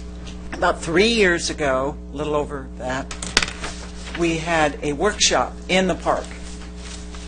And a lot of people went to it, and there was a lot of great discussions. We came to had a lot of ideas presented. There was a second meeting at the HOA and on Ridge Route. Further ideas were presented, and then Nuvis Landscaping came up with a plan that I'm sure all of you have seen this before. And it was right here that it was decided, I believe, to award the contract to Nuvis to come up with the plan. Anyway, I feel like I've been deceived, along with everyone else in my area, because it's now been over 3 years. Nothing has happened. We've been stonewalled. Can't find out any information. And just simply where my house is situated, I'm paying a premium every month in homeowner association fees because my house overlooks the park, which was a lot more pleasant when I moved in than it is now. It is all dirt, with the only green being weeds. And that's totally unacceptable, especially when all the other parks in the city are much better maintained than ours. And other speakers have already talked about the lawsuit that has absolutely nothing to do with the Village Pond Park. So we would really appreciate this moving along. It's been a long time. We need some action now. Thank you.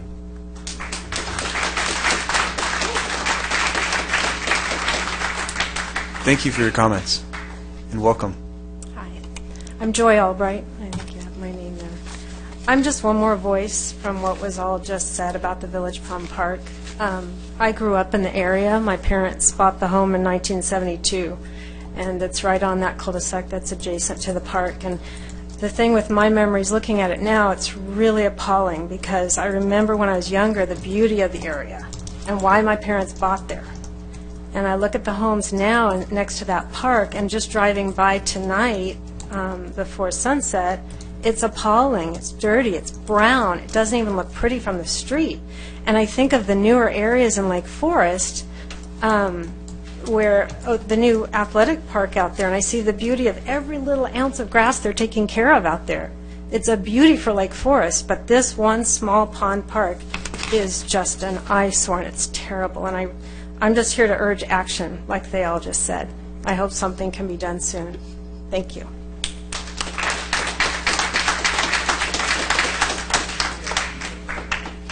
We have two more takers. We'll let the lady come first.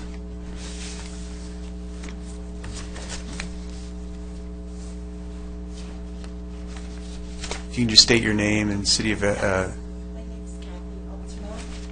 and when, sorry, I'll ask you when you come up to the mic, if you can say it in the mic. So welcome. Thank you. My name's Kathy Ultimo, and I live on Vista Way. I live right next door to Rhonda, who was just up here before the last lady. I agree with everybody here, all the speakers. I mean, I don't want to be redundant and saying the same things over and over again, but I just want to mention I bought the home almost 5 years ago, and I've noticed in the 5 years a major change. I used to love to walk around the lake, but you can't. Like I said, I live steps down to the water. When I first moved in, I had somebody living underneath my deck. My deck raises up above the water, and I had no clue. Had a lady across the water tell me, I see candles under there. And I was afraid to look. It was at night. I live alone. So I had somebody board the door up for me down below, board it up. And when I went in there, underneath the house, there was a baby mattress pad and a girl's shoes, leather jacket, and like a little love shack, I guess, I had under there. But anyway, I've noticed, like they said, the people sleeping around, living there. It's sad. It's sad how it's deteriorating. And I just wonder what it's going to be like in the next 5 years. One other thing I really came up to say was, if maybe you could put some signs more in the Spanish language, Latino language, because I notice a lot of people may not speak English, understand. They bring their kids to see the ducks, and it's beautiful. But then they just throw the breads away. The bread, they feed all the ducks the bread, and then they just drop the bags, and, they fly away into the water. That's all I have to say. Thank you very much. Thank you for your comments. Yes, we're going to have two more. So welcome, and if you can just state your name and city of address. Eric Barty, Lake Forest, resident for homeowner of 20 years. I live in the cul-de-sac that's right on top of the duck pond, as we call it. And not to go on about everything, all the concerns we've already heard, I did want to say I appreciate very much the signs that went in. The day those signs went in, the bilingual signs actually, I was very happy. I came home, I walked my dogs around the park on a regular basis, and I came home, expressed the satisfaction with the city that, hey, we're starting to make things move. And waited to see the reaction, was hoping that something would start to move on the pond as far as construction or whatever was going to happen, but not a big deal. The signs were there. I'd heard rumors that the council people somebody on the council felt that the signs were very effective and were going to take care of the duck problem from educating the people at least warning them. It's not the case. People continuously every day are feeding the ducks, and I'm talking, this is ridiculous, a guy out there with a 5-gallon Home Depot bucket tossing dog food out to the ducks. I confronted him, and he told me, you're going to shut down the park. Where are the ducks going to go? Really?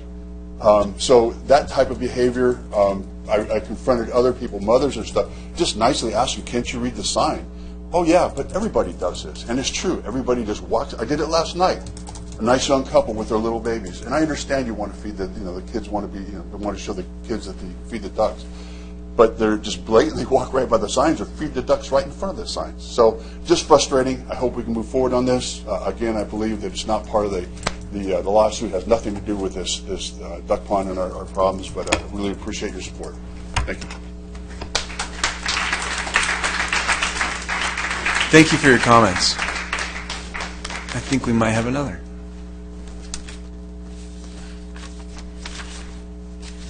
So welcome, if you can state your name and your city of residence. Thank you. Good evening. My name is Sheila Smith. I live at 23206 Respite. I am directly across the street from the duck pond. Currently, we have observed Lake Forest will have a truck come in, and the individual will sit there, and I know that individual is supposed to be shooing off anyone that's feeding the ducks, but they usually just sit in the truck. They don't get out of the truck. So there's nothing being accomplished by just sitting there. So you need some proactive involvement for the city to actually get involved with people who are feeding these ducks. Yes, there's feces. The park was beautiful years ago, but that is not the status of the park today. We truly need to be more involved and get the plan in action. We're not accomplishing anything, and we're at a standstill. You need to get it pushed through. You need to accomplish what the committee had originally planned. Thank you.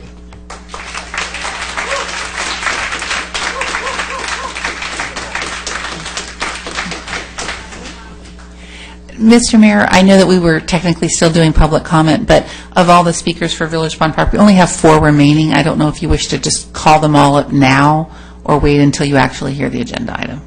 Yeah, if I'll leave that up to the speakers. If the speakers want to come up now and just continue the discussion, you can call them off, or if they can wait. It's up to you. Mariana Trammell? James Hughes? Christine Watkins? Okay. Randy Johnson? Well, and I would just say that if you've already spoken once during the public session, then I would just... All right, we got one more. Okay. Randy Johnson again, Lake Forest. Okay, folks, you know all about this. I've talked about this to you for the last 2 years. You know this. I've given you a pound of paperwork on this stuff. It shouldn't surprise you at all when these people come up to you and tell you you have an atrocity for a park, okay? I'm not here to talk about that because you already know about it. You've known about it for years, and you've done nothing, okay? Mr. Gardner has been active in this thing, and Mr. Nick has followed Gardner's lead. The 3 of you haven't cared about it at all. Only now, because it's election season, all of a sudden your ears perk up, okay? And that's the truth. Now, I submitted a public comment to you, a written comment to you. It's going to be online tomorrow for everybody to read. I am focusing on the legalities of this, okay? Because that's where I want to go. Now, you know as well as I do that you've discussed this for the last 4 consecutive meetings. It's been a non-agenda item, but you briefly discussed the Village Pond Park. The city attorney put a gag order on the council. You're not allowed to talk about it at all, okay? This has evolved from a story where he connected it to the lake, the lawsuit. There is no connection. I went up and read the lawsuit, and I advised you of that. Then he changed the story. It's about the 1976 agreement. Okay, yeah, that's it. It's about the 1976 agreement. I looked at the 1976 agreement. There's nothing about it about the lake in there at all. There's no connection with the lake in that agreement. And I gave you a copy of it. You know that for a fact. And then he says, well, behind the last meeting, behind closed doors, we had a secret meeting and we discussed in spoken words about the Village Pond Park, and it's a central issue, and for that reason, it's a potential for a lawsuit, so we can't talk about it. Okay? Yeah, that's what he said. That's what he said. I conversed with the attorney who's representing the association. This is what he wrote. Okay? I'm quoting his letter, and I gave you a copy of it in this document. Please note that any and all disputes concerning the Village Pond Park located at 23102 Village Ridge Route Drive, including those with the City of Lake Forest, have not been raised in any respect in the action and are not being adjudicated therein. Moreover, the association does not presently intend to raise any disputes concerning the Village Pond Park or request any such disputes be adjudicated in the action or to raise such disputes and request adjudication of the same in any separate action. What does that tell you folks? We're being shined on here. And I'm angry. I'm angry that we're being shined on by the attorney here that's supposed to be representing us. That's absolutely atrocious, and I demand a second legal opinion. I demand it. We've paid over $300,000 for the preparation of the reconstruction of this park, and we've got nothing so far. This could go on for years. It's wrong. You folks need to represent us and get a second legal, independent opinion from another attorney, bring him in, and have him do it. Thank you for your comments.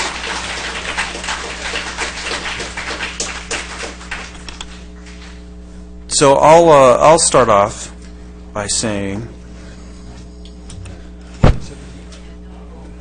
we need to move on to the item number 16, Mr. Mayor, if we're going to go to that item at this point. We've been having public comment. Okay. And if we're going to the item, we should open that item officially. Don't we finish up the public comments? Why don't we come back to, I think we should follow his advice and go to 16. So let's go to agenda item 16. Mayor Hamilton, I don't think the advice, I don't think the two are mutually exclusive. I think we still have the right to address public comments not on Village Pond Park, correct, ma'am? Mr. Mayor, council members, any public comments at this point can be addressed pursuant to council policies. Thank you. So, Jim, you want to go ahead first? Well, so no, I'd rather. You said that you wanted to go to 16 first, and now yeah, so no. Yes, it's a little confusing. No, correct. Well, let me unconfuse you. I'm going to go to 16, but not at the expense of not addressing the people who came here and spoke. So, those who came and spoke, they deserve to be addressed at this very point in time, as we always do. Then immediately we'll proceed to 16, at which time we'll address those who spoke about 16. But Mr. Johnson, for example, talked about the Orange County Animal Care. We had a few speakers talk about the Vector Control Board. All those must be addressed at this point in time because there will not be another time tonight. No, I mean, there are other times that we could address them, but I think that's a good idea. Well, so if you're referring let's address those. If you're referring to the other times as the council time, council closing, I got it. By then everybody's going to be gone. So I got it. Thank you. So I just want to start off by saying, each speaker who came tonight, your opinion is very important to us. Things that you hear or think that you see may not really be what you hear or see. Only the four of us from Mayor Pro Tem Voights on over really know what is going on. So unfortunately, we cannot speak about that. That's just what advice we're receiving. So those are things that maybe we can discuss on agenda item 16. Some of the other items that were addressed, whoever, did you want to go first? Yeah, okay. I'll do this really quick because I know we won't go on to Village Pond Park. Is Dave Carter here? No, okay. Well, later on, council comments, I'll ask to agendize his discussion about what we can do about getting dirt for his program. Are Rita and Bob still here? Rita, Bob, both here. Yeah, I'm happy with my colleague Scott Voight's representation. In council comments, I'll ask to agendize having him replaced from Vector Control. Randy Johnson, are you still here? Yeah, Randy. Just to tell you, I did ask, and bless you, you are persistent and you document so much stuff and so valuable. Thank you for your efforts. in that regard. This guy's a jewel, and it's really helpful. You should read his comments online. I asked to be allowed to sit in the planning committee, the one that Deborah Rose sits on, so that I could represent the people better. And as a follow-up to our previous discussions, I was refused to be permitted. It's only for staff. God forbid a representative of the people should be there. So I did follow up on that. And Terry Anderson, is he still here? No, okay, but I'll ask to agendize that issue too. Okay, thank you.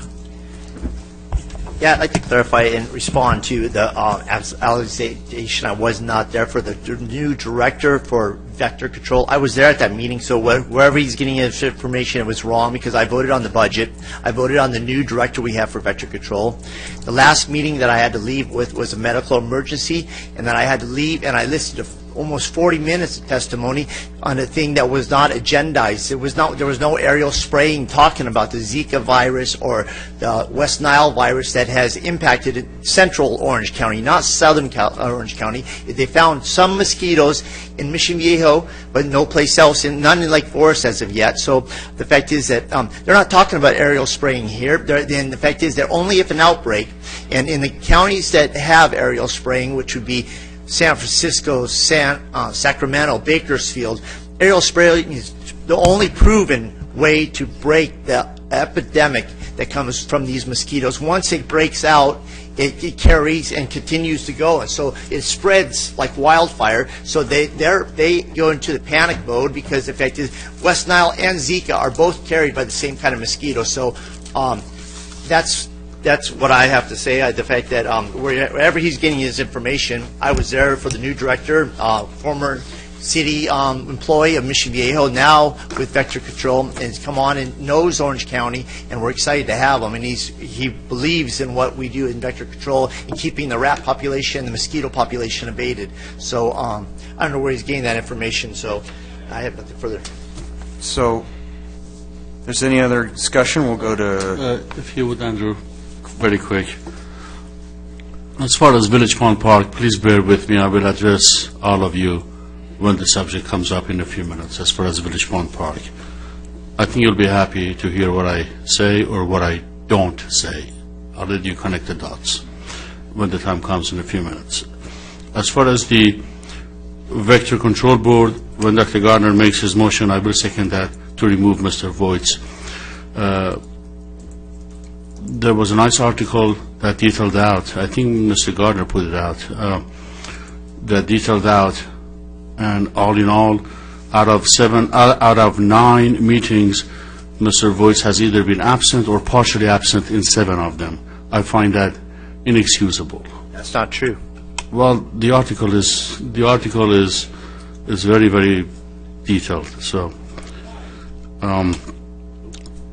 the article is detailed. You can read it for yourself on the patch. And there are records, of course. As far as Dr. Gardner's... Almost as many meetings have you missed, or votes. How many votes have you voted? I have 100% attendance record, my friend. This is council comment, not council debate. Right. Please don't interrupt me, Scott. Not to mention, I have 100% attendance record as far as being here for my public sessions. As far as Boys and Girls Club, and Mr. Terry Anderson's initiative, I will also second those when the subject comes up. I just want to point out that it was a travesty appointing Mr. Voigt to the board, knowing that we had a qualified individual at the time who was interested to serve.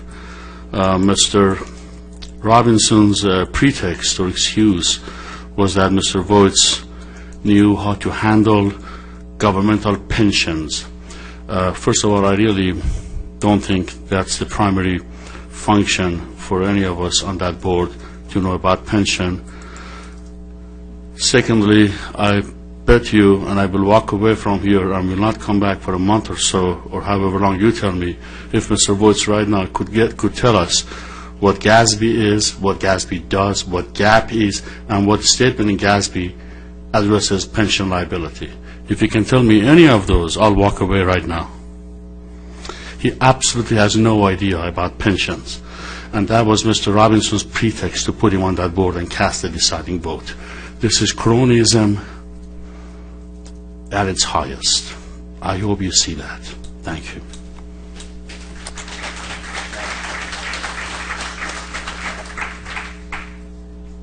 All right, so we are going to agenda item 16. Agenda item 16, second legal opinion relative to the public discussion of Village Pond Park, submitted by City Clerk. My understanding is not only am I banned from closed sessions, but now I have to go into a room somewhere by myself and not participate at all. Is that true? Mr. Mayor, council members, pursuant to the FPPC advice letter, Councilmember Gardner was known as a 1090 conflict, and because of that, the FPPC has advised that he not participate in discussions relative to Village Pond Park or the Lake One Lake. For that reason, I have advised that he recuse himself for the balance of this agenda item. Now, can I sit there quietly and not discuss, or I can't even sit here? The regulations require that a council member who is recused from an item be out of the council chambers during the item.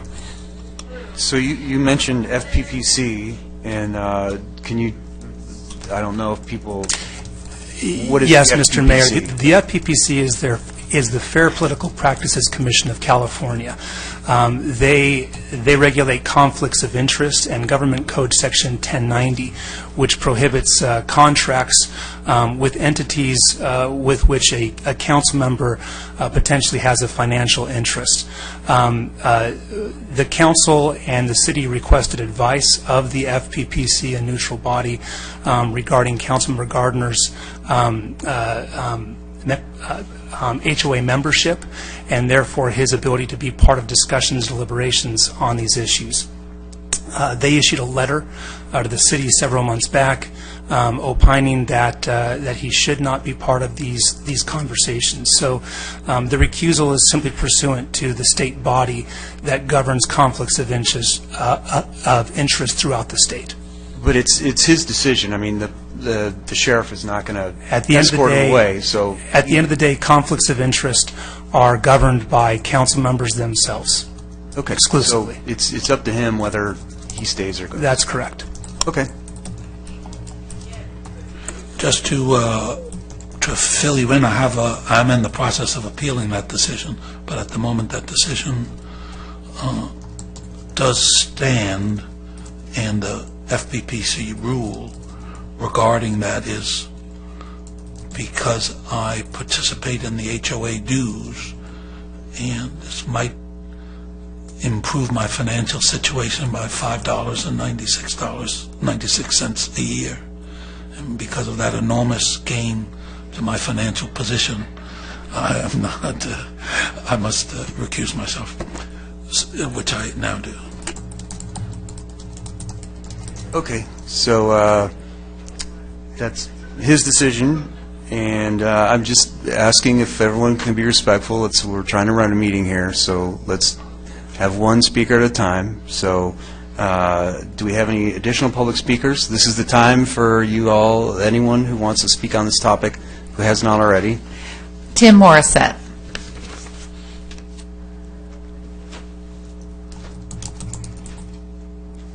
Welcome.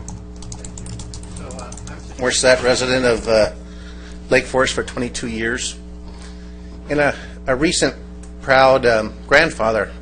My wife and I have a grandson that's 14 months old. And we could walk to a park close to our house with my grandson. And it's a beautiful park.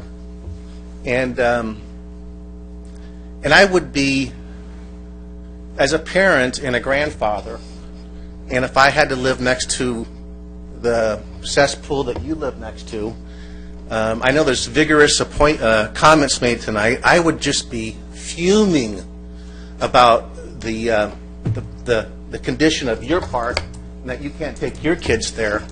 And I don't know why something hasn't been done about it. And as far as a professional matter, I've been doing my trade for 39 years as a real estate broker.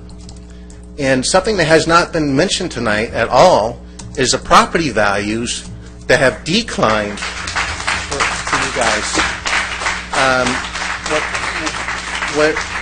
When I am showing property or I promote a property and it has a view of trees or a lush landscape or is next to a park, that's a selling feature that promotes a higher price for that real estate that we are buying. I mean, we're living and buying, the homeowners here are buying real estate to live in and enjoy, but also something that we could gain. And so this young lady here, one day going to retire and take some money and maybe pass on to your grandkids. That's what home ownership is for appreciation. And the houses, if I was to list one of these folks' house next to the lake, it would sell at a deficit because nobody would want to live there.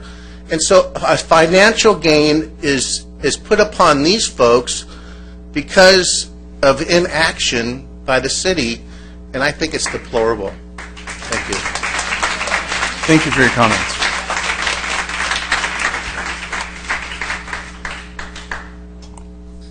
So we'll go ahead and close the public comments section of this agenda item, unless anyone else wants to speak now.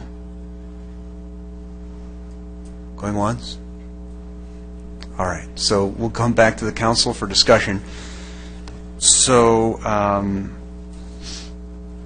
I guess I have a few questions to kind of start off.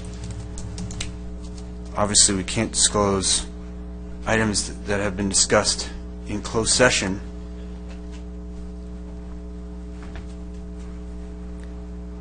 Has the city and staff been proactive in trying to resolve this issue?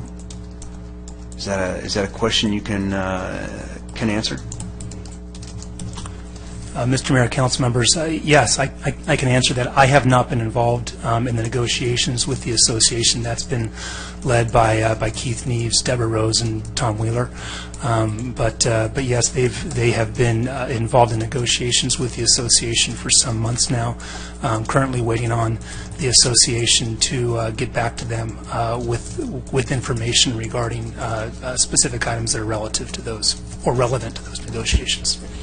Yeah, I'm almost. Let me just have a few more here. Can you discuss that agreement and from 1976? Is that something that you can do? And maybe sure. There was a picture of the water, and I just wondered, can you discuss that agreement and the responsibilities of the entities? Sure. The Village Pond Park is operated pursuant to an agreement from 1976, entered into originally between the association and the county. When the city incorporated, we assumed the county's obligations and rights under that agreement. There are a number of responsibilities. There are two that are primary. Those two are the city's requirement to maintain the park and the association's obligation to maintain the water quality of the pond. Of course, there are other obligations, but those are the two primary obligations in the agreement. So just so I hear you right, you're saying I know the answer, but the pond, the water quality is maintained by the city or the association? The water quality maintenance is a responsibility of the association under the agreement. Okay. That was my question, 1976 agreement, and who is bound by that. The plans that are set forth, can we talk about the plans that we have already, they've showed a picture of them tonight? Those plans, I believe, are a public record, but there have been public meetings regarding plans for Village Pond Park, so there can be some discussion about what those plans look like. They were actually exhibited. So we as the city have been moving forward at development and rehabbing that park. It's probably a question better posed to staff, as I'm not involved in those operations. May I? Yeah.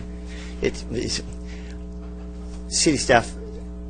Keith or Mr. Mayor, members of the council, I'll respond to that question. The plans for the park, after the council awarded the contract to the consultant, have been fully developed, but they are still not complete because it really depends on the outcome of negotiations between the city and the association as it relates to Village Pond Park itself. It may modify elements. It may modify elements of. Let's plans that be were respectful. developed. Hold on, Mr. City Attorney. No, I understand your frustration. However, this is a public meeting. We've had a chance to discuss. The public had their opportunity. The public had their opportunity to talk. So let us give respect to the city manager and allow him to speak. I don't want to have to give a recess or something to get order back. I think we all, I personally want to move forward on this item and to on the renovation of the Village Pond Park. I'm sure other colleagues can mention that too, but go ahead. Mr. Mayor, I fundamentally answered the question. The plans have been developed, but they are still pending outcomes of negotiations of how those might affect the design of the park. Consequently, they've not been put out to bid. However, they are pending the final negotiations, should those prove to be fruitful with the association, so that they, in fact, can be. So I just have one more question. I think, Mr. City Attorney, you might be able to answer this. There was a statement that someone read that the council from the HOA said, and I think if you recall back to the just agenda items before closed session, can you, do you know where I'm going with this? I think I can Say like partially answer the question. 3 years ago. And then agenda if I missed the question, then you can ask for further. I'm trying to tread Sure. softly, No, I so I'm not. understand that. The Village Pond Park has been a part of the negotiations with the association, including the association's attorney, to come to a global resolution, a settlement of all of the issues that have been under discussion between the association and the city for some time now. That includes the lake litigation, that includes the pond issues, that also includes other stormwater issues that have been problems between the city and the association. So we have been in negotiations to settle, and those negotiations have included Village Pond Park. As a result, Village Pond Park has been a part of the closed session discussions, and pursuant to the Brown Act, when issues are discussed in closed session and form part of litigation strategy, they cannot be discussed in public absent a waiver. That's just California law. One final thing that I would add is that the 1976 agreement also requires the city, prior to proceeding with any change to the park, to meet and confer with the association and to get association sign-off for those changes. So the city manager's comment relative to the plans being essentially finalized but being held up is also in part due to that fact that we cannot proceed unilaterally. There has to be a meet and confer process with the association. And again, those discussions have been ongoing for a matter of months with the association. So I guess one more thing I'm trying to get at was in the lawsuit, there was a lawsuit filed by the HOA related to the lake. However, prior to that, did we have agenda items for closed session, and what were the names of those agenda items? Thank you, Mr. Mayor. Is that a Thank you, Mr. Mayor. Is that a question I can? Absolutely. So for some time prior to the filing of the lawsuit by the association, the city met in closed session under a threat of litigation related to both claims by the association filed with the city, but also correspondence from the association regarding Village Pond Park and the 1976 agreement. So there were ongoing conversations in closed session regarding that threat when the litigation was filed. That threat then became actual ongoing litigation and was folded into the filed litigation. So that seems to contradict the statement one of the readers, speakers just mentioned, that the general counsel of the HOA seems to be against or the opposite of what you just said. Well, Mr. Mayor, council members, it's important to note, I've read that letter. I think the letter is accurate in that the association's complaint specifically does not include Village Palm Park. It never has. That's never been alleged by the city. That is a different issue than what issues have been involved in the settlement negotiations. And that has clearly involved Village Pond Park from the beginning. And of course, litigation is much more than just the complaint. There's also an answer required. There are cross complaints that are involved in litigation. Of course, that hasn't been filed yet. Our deadlines haven't arisen yet. And then there's negotiations to settle. All of that creates the universe of litigation, which is discussed in closed session. Okay. All right. So we'll bring it back to Thank you. council. As far as Village Pond Park, I promised that I would speak. Here it is. However, please know that I am dying to tell you all I know. I just can't. And in fact, I'm going to look to you, Mal, to let me know. I will speak slowly so that you'll have a chance to jump in and stop me before putting my foot in my mouth. Because some of my colleagues to my left are anxiously waiting for me to say something so they can concoct a complaint to FPPC and other governmental agencies. I have had more complaints in the last 4 years against me than you can imagine. Most of them, in fact all of them, by the use of aliases and pseudonyms and you name it. That said, for the last few sessions I have opined that I thought the Village Pond Park issue and the lake issue were not related.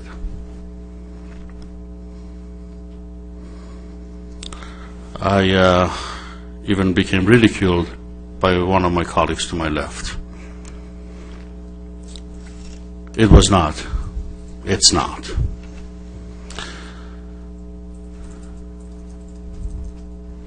I also read a prepared statement for you a couple of sessions ago, and I asked you to please listen to me, hear me out, and I also said please hear out and hear what I am not saying. I said at the time that it was more important for you to know what it was that I was not saying than I was saying. So I reiterate that.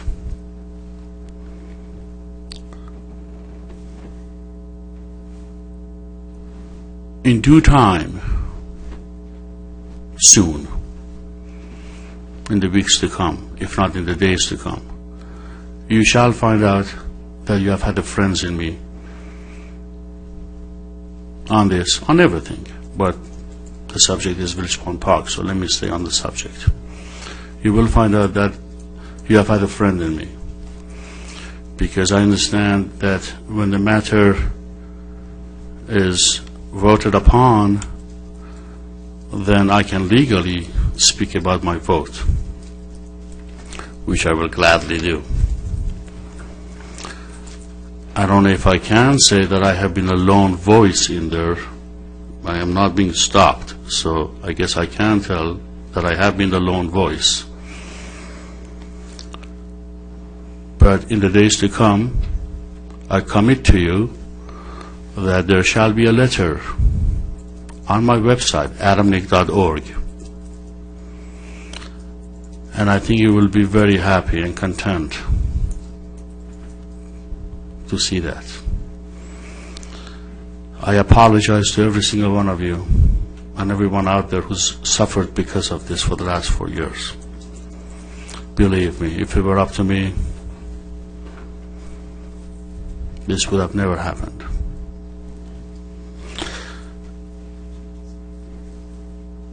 And I'm not being stopped, so I'm going to continue to tell you this.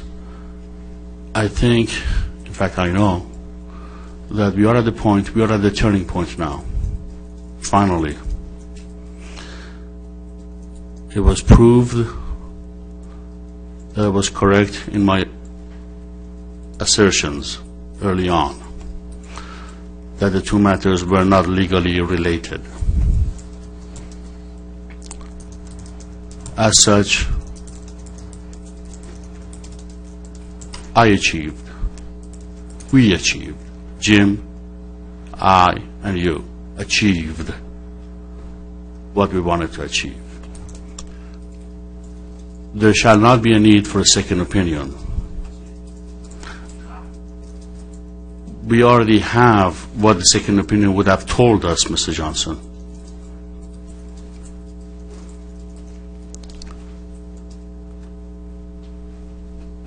Just give it a few days, and you'll be happy.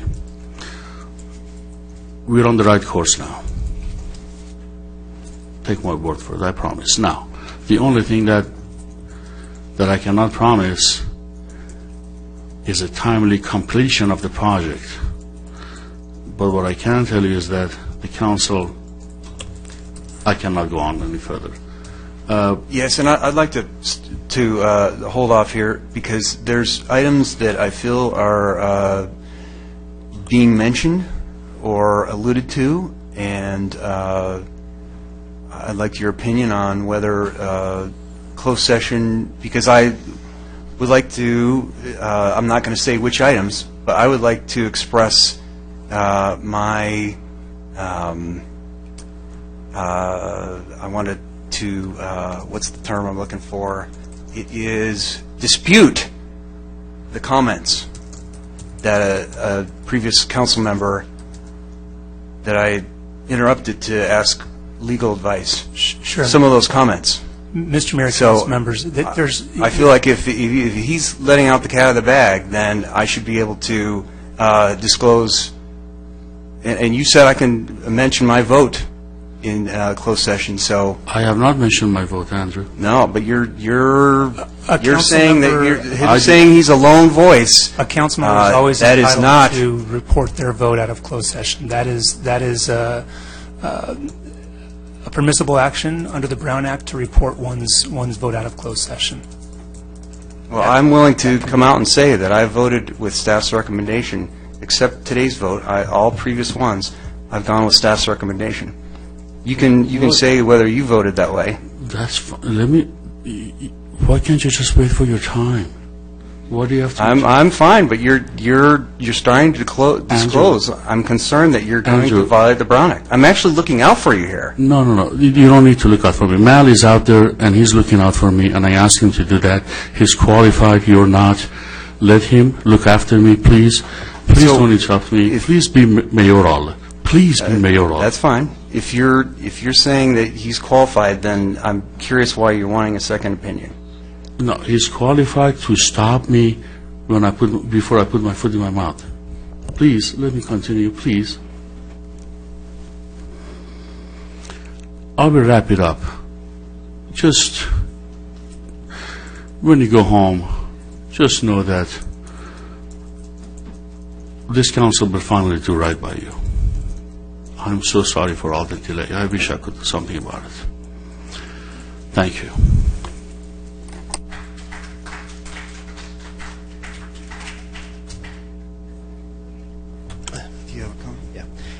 Ladies and gentlemen, I've lived here since 1977, 1978. We actually moved into the city. I, as a young boy, went to Village Pond Park. My daughter's 13 years old, and at 3, 4, and 5, we used to go down there and walk around the park. I know what the beauty that it used to have, and I tell you, I was more excited than anybody on this council about the renovation that was going to take place on Village Pond Park. So I couldn't tell you how dismayed I am, because I'm proud of my city. I love Lake Forest, and I love your community, and I love Village Pond Park. But the fact is that what has been brought forth upon us is tied us our hands at the moment. But the fact is that day is coming where we will be able to look forward to finishing that. So however you want to say, we all care about what's going on there. We've talked about your property values, and we feel your pain, and I really, truly do, because the fact as Lake Forest goes, we all go. And the fact that I don't want the homeless living in your bushes in Village Pond Park. I don't want geese crap all over your sidewalks. I roll myself through things, and when I roll it, it gets on my hands. I can't even venture near Village Pond Park because of my wheelchair. So the fact that I'm just a little bit taken back that there's council members up here saying that they're the only ones that are for you. I feel that we all are for you. So that is the truth. And when there's a litigation that's been started and there's a response to that litigation, what is it called when you have to include everything in the litigation? There's a word for that. Sure. So there are claims called cross-claims that if they are associated with the claims in the complaint are required to be joined. It's called joinder to the answer. And when there are the same parties and there are claims between those parties, then there's a requirement that those claims be included in the answer. And if they're not, there's a risk of them not being able to be brought at a future time. So the fact that everything that's out there, maybe it wasn't in the complaint, but the fact that everything out there involving that association, the city, has been put on hold. And the fact that we were going forward, you've seen the pictures. We've seen the pictures of where we are. And the fact that the pictures have been put in front of all of our eyes and the beauty that it will bring. So I want you guys to try to be patient. We are working on this extremely hard, and it's not because you guys are coming here to complain to us, because the fact is that as your property value goes, so do the rest of ours. And the fact is, my neighbors, my brothers, my mom. So I think that we're all for you. And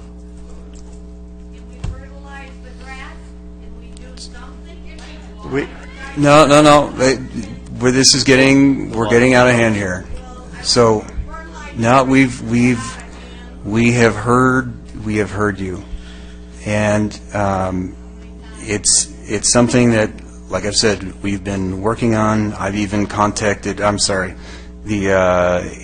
Lake One HOA president, David Glick, and I have had multiple conversations about this. We've tried to reinvigorate, because I've asked that we can discuss this. We've tried to reinvigorate the discussions between the Lake One HOA and staff, and you've had at least, 5-6 different meetings after that. So if someone tells you that they're on your side, I really do feel that all four of us up here are on your side. And if someone's saying that one of us is not, I don't know. I think you're hearing some bum advice.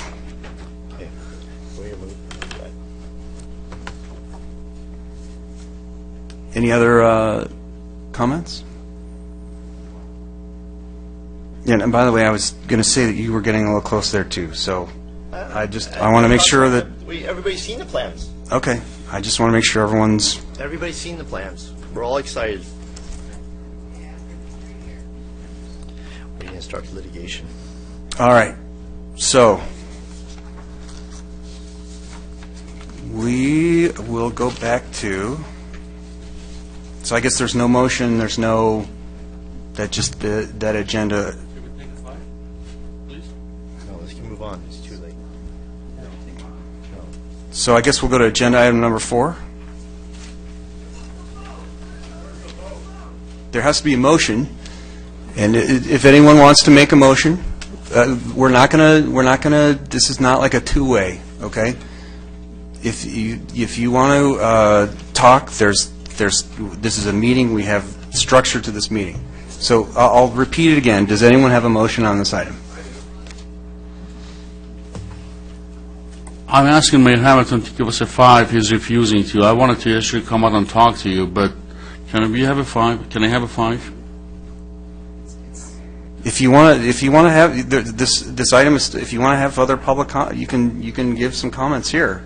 We've already taken a break, and it's approaching 10 o'clock. Let's get the city's business done. All right, everyone, please. What was this second opinion? Again, hear me out. What was Mr. Johnson? Sir? What was the second opinion going to accomplish for us? It's already been accomplished. We were going to get a second opinion in hopes that we could decouple the two matters. Mr. Nick, I think we should stop there. We're already there. Just trust me here. We're already there. Mr. Mayor, we need to move on from this item. And that's we can't talk about what we've done. And I feel like that's Talking anymore? No, that's it. Complaint to FPCC, please. all right. And again, I've voted a certain way, and you can say how you voted. I dispute your lone. Clerk, I'd like to move warrant registry, item number 4. Mayor and council, we need to invite Councilmember Gardner back into the council chambers. Let's do that.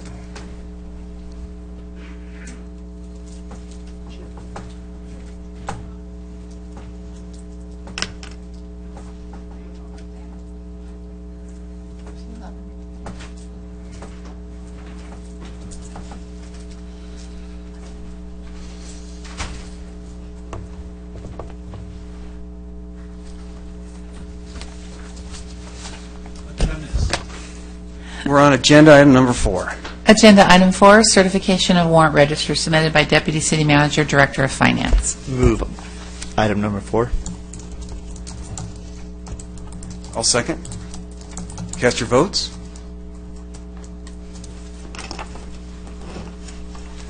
That motion carries unanimously.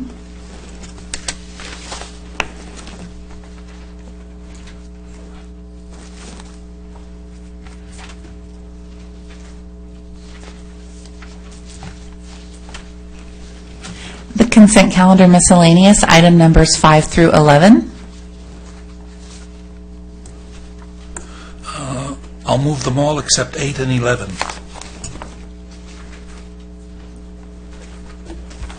I'll second that. All right, cast your votes.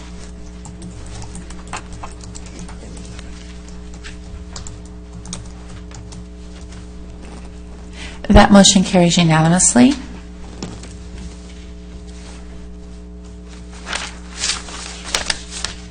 Agenda item 8, notice of completion for annual slurry seal improvement, Zone A, project PW 2015.05A, submitted by Director of Public Works, City Engineer, and removed from the consent calendar by Councilmember Gardner.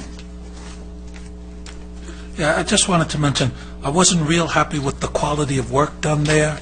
Both the pre-sealing was done a little sloppily, and now that they're finished, there's funny swirls appearing on my street, like tapeworms or something like that. I don't know what they are, but it's not. I've never seen that before, so not particularly happy with the quality of the work. Other than that, I'll move the item. I'll second that. For just discussion, are you saying they're? I have no idea what you're talking about. Like in the many places on my street, there's like a swirl. Swirl. Okay, I thought you said squirrel. Oh, no, like a tapeworm swirl about 8 to 12 inches. I thought you were talking about living things like a squirrel or a tapeworm. I just was thoroughly confused. Okay. All right, let's vote. That motion carries unanimously. Agenda item 11, annual review of the investment policy submitted by Deputy City Manager, Director of Finance, and removed from the consent calendar by Councilmember Gardner. Okay, just a question for our Director of Finance. You know, we were unhappy with the interest rate we were getting, so Andrew and I and Mr. Dunick and you sat down and spent 1,000 hours redoing the investment policy. I just thought people would like to know if we're doing any better as a result of all that work. Yes, we're doing better. Our rate's up to, I think, 0.76 or 77 on the last Treasury report in the second meeting in August. Improved. The general fund is bringing in around $350,000 more a year for the new investments. Terrific. Thank you. With that, I'll move the item. And I'll second that. Job well done to the, actually, Andrew took the lead in that, Andrew and Keith. I just sat there and quibbled. So it's really, they did the bulk of that work. Thank you for that. And it was a great experience. Glad we're in the Orange County investment pool. All right, let's vote. That motion carries unanimously.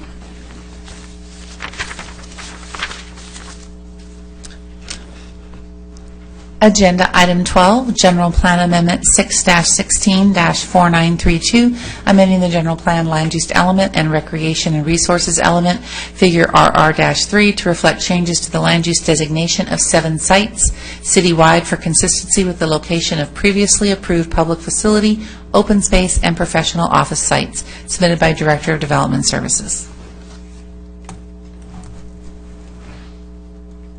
Mr. Mayor, members of the council, I'll defer to Ms. Ackerman for the staff presentation on this item. Thank you. And council, I'd like to introduce Ron Santos. He's a senior planner with the Development Services Department. He has a short staff report. You know what? Before you start that, any members of the public? We've had no request to speak on this item. Does anyone have any questions? Do you want to just vote on it? I'd move the item. Okay. If you want. All right, we have a motion and a second. Oh, and we'll open the public hearing.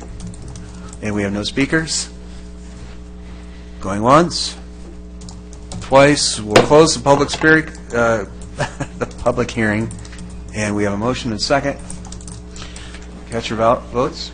Mayor, if I could have a repeat. I'm sorry, I did not catch who the movers were. I moved it. I second it. Thank you. Cast your votes. That motion carries unanimously. By the way, we wanted to hear you, Ron, but it's just, if it's not contentious, then we can, and no questions, we'll just move right ahead. So it's not personal.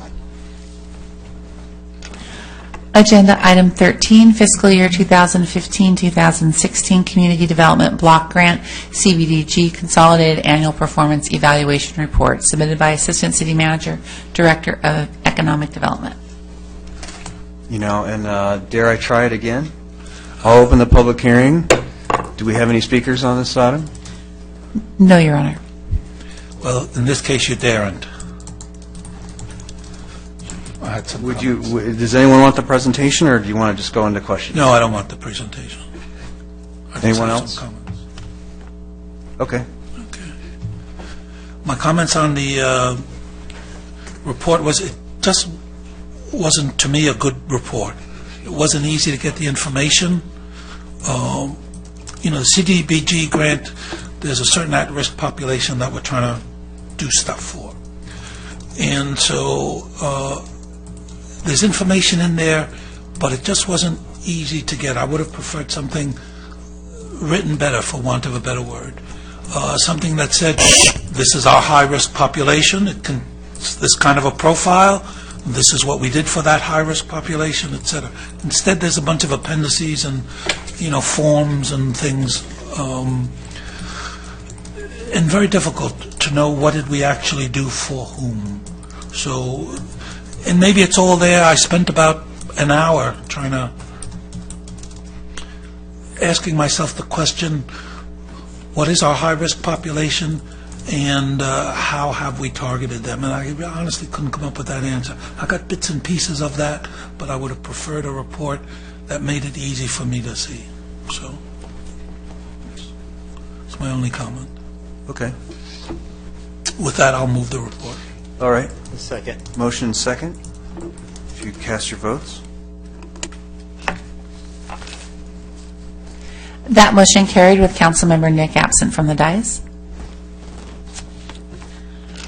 Agenda item 14, use permit for a beer and wine sales for off-site consumption at an existing grocery store, and B, determination of public convenience or necessity as required by the California Business and Professions Code in census tracts with an undue concentration of retail alcohol licenses at 26542 Center Drive, submitted by Director of Development Services.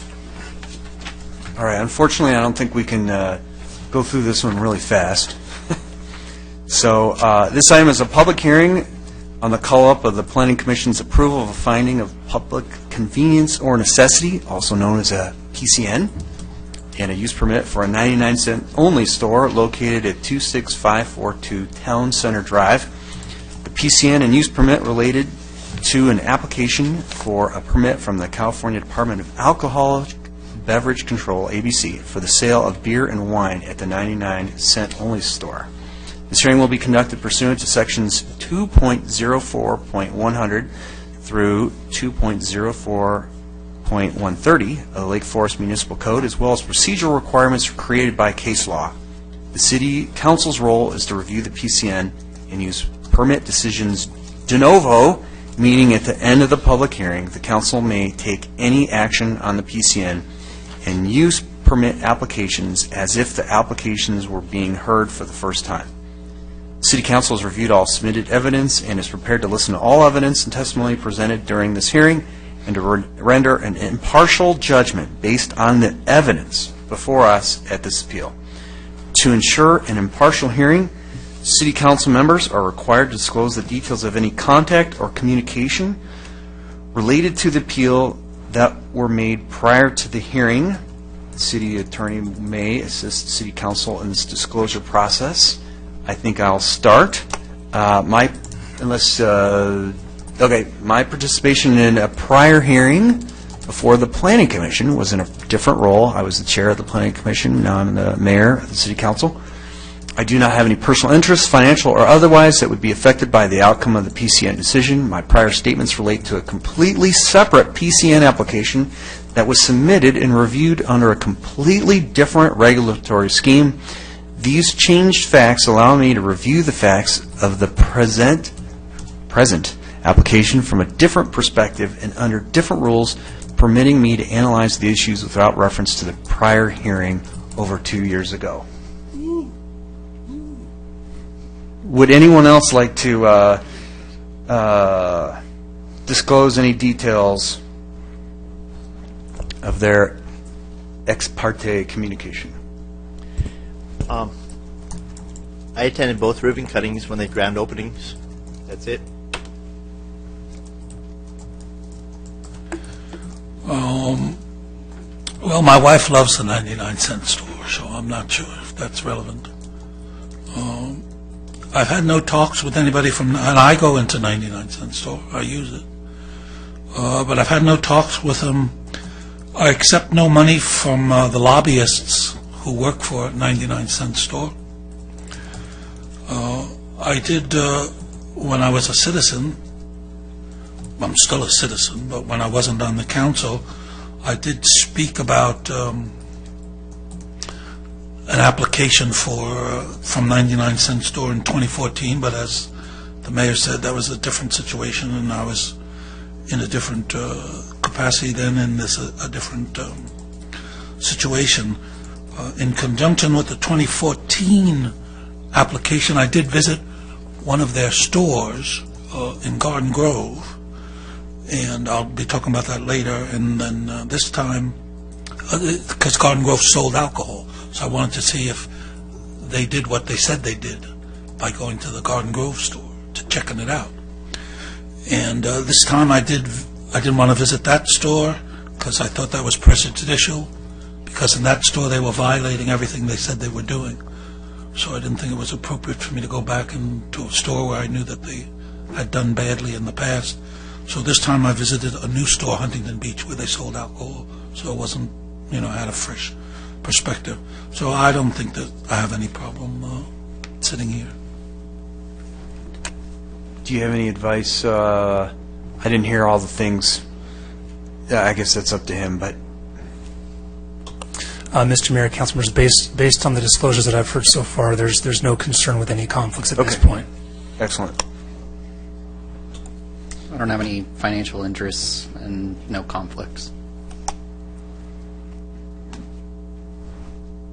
Any other? Okay, the call-up will proceed as follows. City staff will first present a staff report.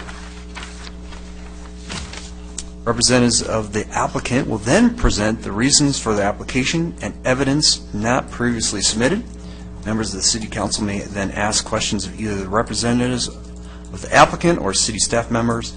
Then members of the public will have an opportunity to comment, and we are now ready to proceed in this matter. Staff, please present your staff report. Thank you, Mr. Mayor, members of the council. Again, I will defer to Director Ackerman. Thank you, and back this evening for an encore. Senior Planner Ron Santos has a staff report.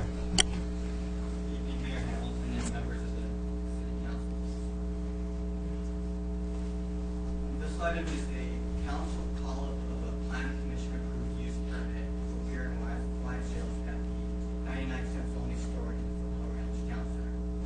The commission also made a determination of public convenience and necessity for PCN as required in census tracts with an undue concentration of alcohol. That PCN is also part of the call-up. The application was submitted pursuant to a recently adopted city policy and code amendment, which requires a use permit for retail alcohol sales citywide, and the planning commission review of PCN. Code amendment and policy also establish additional findings for approval of alcoholic use permits and guidelines for making PCN determinations, all of which are detailed in the staff report. The total proposed beer and wine display area is 104 square feet, which is 0.7% of the 15,500 square foot sales floor area. All beer and wine would be displayed at room temperature on shelves at the back of the store, and no hard alcohol would be sold. Additionally, no beverages would be served or consumed on site. As part of the application, the applicant identified security measures which are either already in place or proposed with this use, including security cameras installed throughout the premises and employee training pertaining to the sale of alcohol. Pursuant to the city's policy, the Chief of Police Services prepared a report which is provided as attachment 7 to your staff report.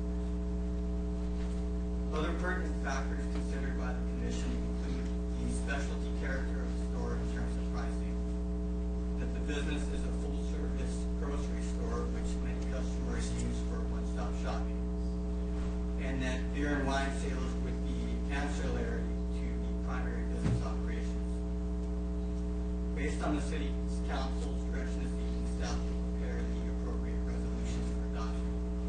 That concludes staff's presentation on this item. Be happy to answer any questions you may have. And Mr. Steve Rawlings, who is the applicant on this item, is also in attendance. Would this be the point where we go through the report and ask questions? Or? No, let me go to the representative, Mr. Steve Rawlings, if you can present any reasons for the application and additional evidence. Certainly. Good evening, Mr. Welcome, Mayor. by the way. Thank you very much, and good evening, all members of the council. Steve Rawlings, I'm representing 99-cent only stores, and have had the opportunity to work with staff now for a couple of years on this, so hopefully we can draw this to a conclusion here. Anyway, we made a submission back in 2014 under some different guidelines there. The applications went through a planning commission process there. We had 2 of them at the time.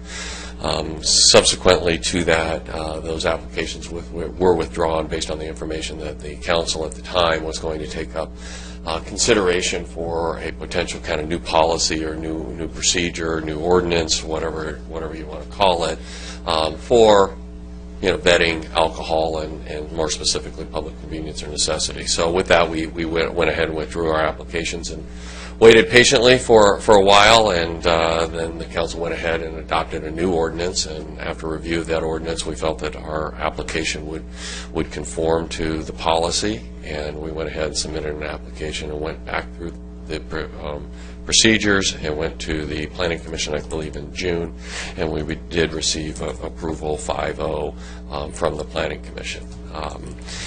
With that, we had provided staff with a fairly comprehensive package in terms of our policies and our operations for this specific store in this particular community. It was a statement of operations. In addition to that, I also had provided them with a little bit of information, and if you'll oblige me, I'd like to just kind of hand out a little bit of information, a little bit more about 99-cent only stores. So if you'll bear with me. Deborah?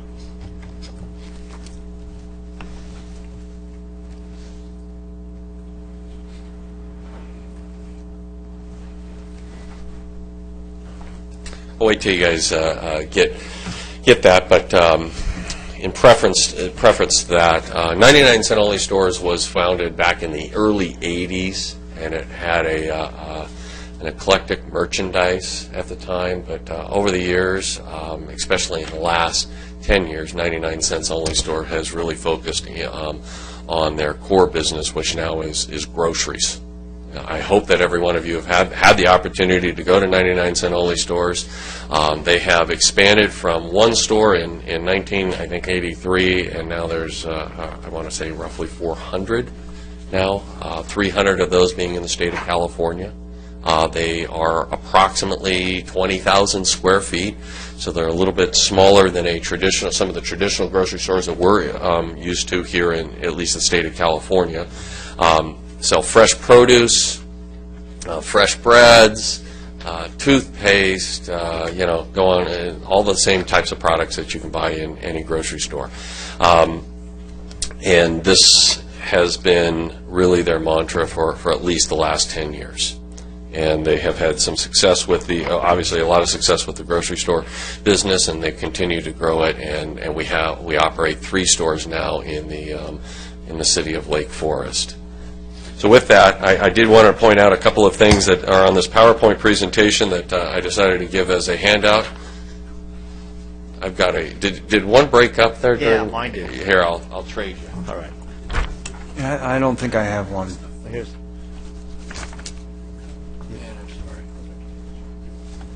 Oh, okay, now I do.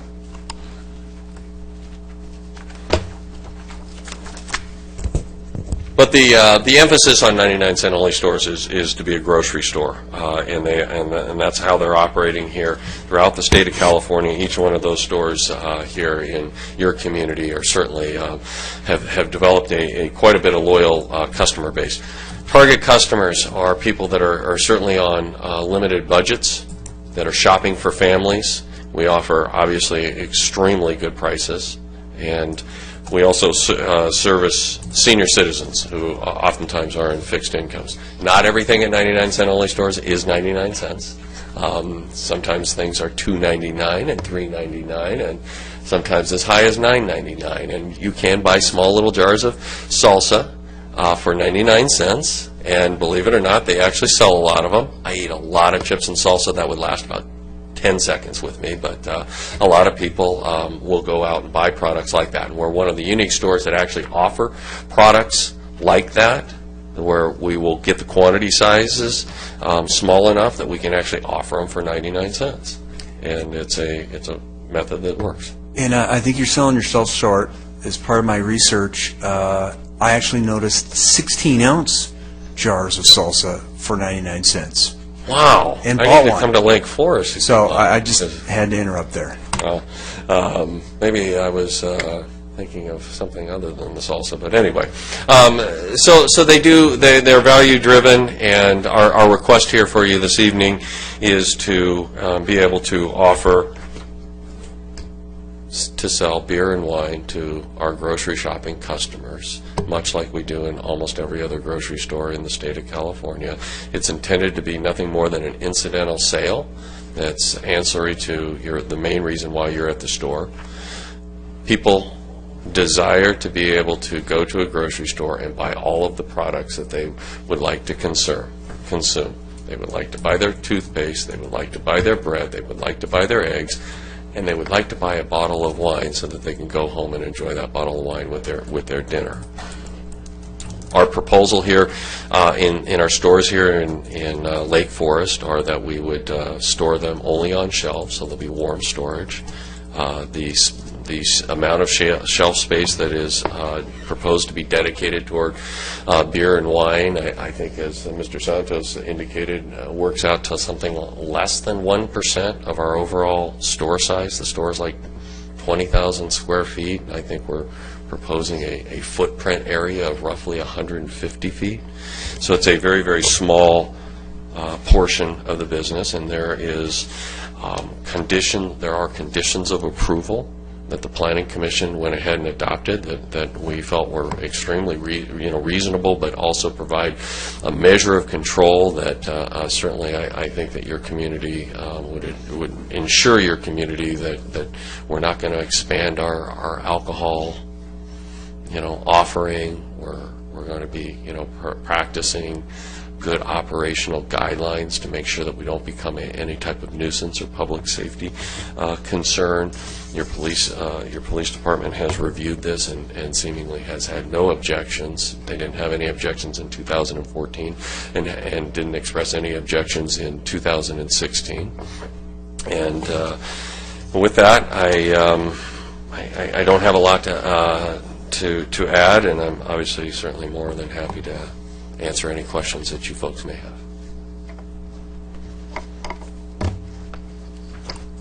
So now, City Council has opportunity to ask The only questions of question- staff and the representative. The only question I had for you is 150 feet, you said? Square feet? Oh, 150 square feet. Square feet. I know the last time you were here, you said that you were going to, the store was going to have 12 feet, linear feet, and maybe occasionally if there was a special or something, you might go to 15. But is that in keeping with the 150 square feet? No, our proposal is a little bit larger than that at this time. How much? Well, 100. Okay, so make it easy for me. Is it up by 10 feet tall, and therefore No. 150? Take a footprint. They're roughly, it's 2 feet deep is a shelving unit, and not more than 75 feet. And that's actually not our operational plan to provide that much. But the staff asked us for an idea, and I said, it wouldn't exceed more than 150 square feet. How many linear feet is that?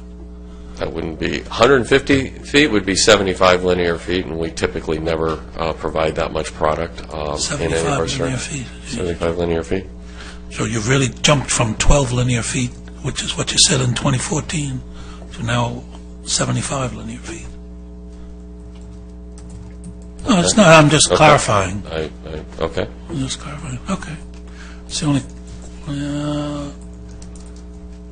That's the only question. Well, no. Okay. Let me do this now. I could do it later, but let me do it now. Here's. I have some exhibits.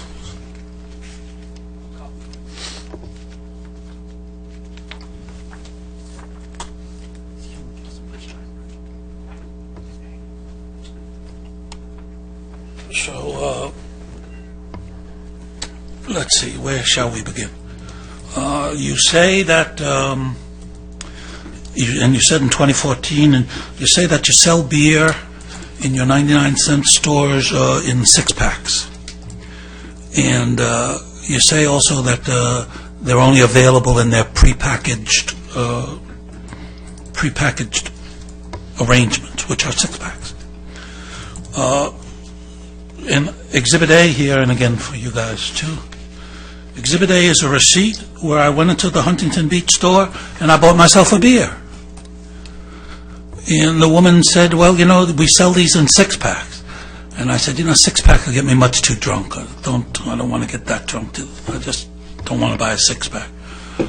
So she managed to figure that out, and she charged me 95 cents, $95.99. I guess that's 96 cents. That's the receipt here. You think that's normal? I mean, that's against your procedures, isn't it?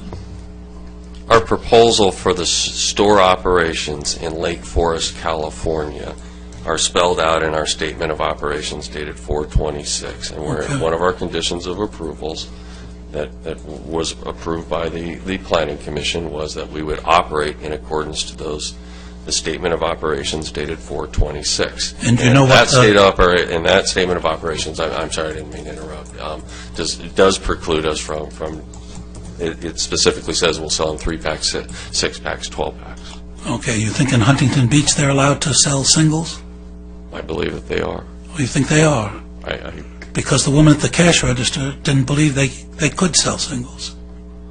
I'm not familiar with my experience with Huntington Beach is that they don't have conditional use permits for operations there, but I don't know. My proposal here for your community is clearly stated. Now, would it surprise you if I told you when 2014, when I went to the Garden Grove store, I managed to come out of that with a single beer? No, that doesn't surprise you either. Do you know if the Garden Grove store is allowed to sell single beers? I don't know. You don't know that either. I don't know the rules and regulations governing all 300 stores in the state of California. Okay. Councilman Gardner, I'm so glad that those...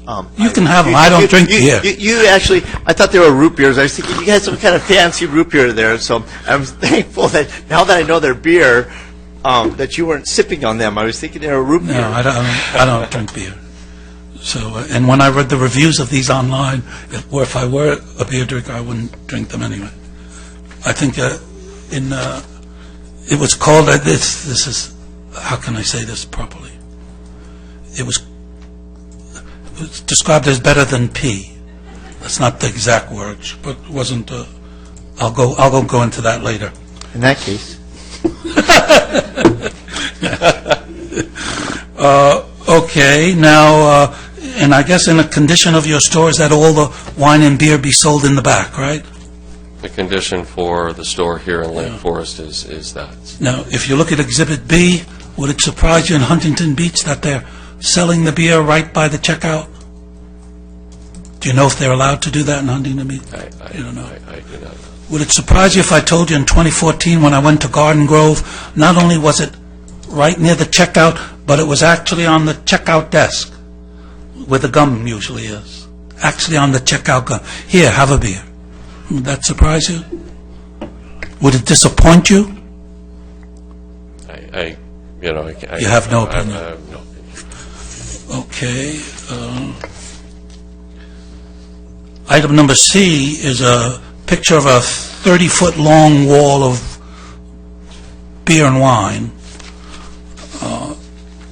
And I took that because I was under the impression that it was 12 or 15 feet. But if you now are going to allow it up to 75 feet, then I guess this picture is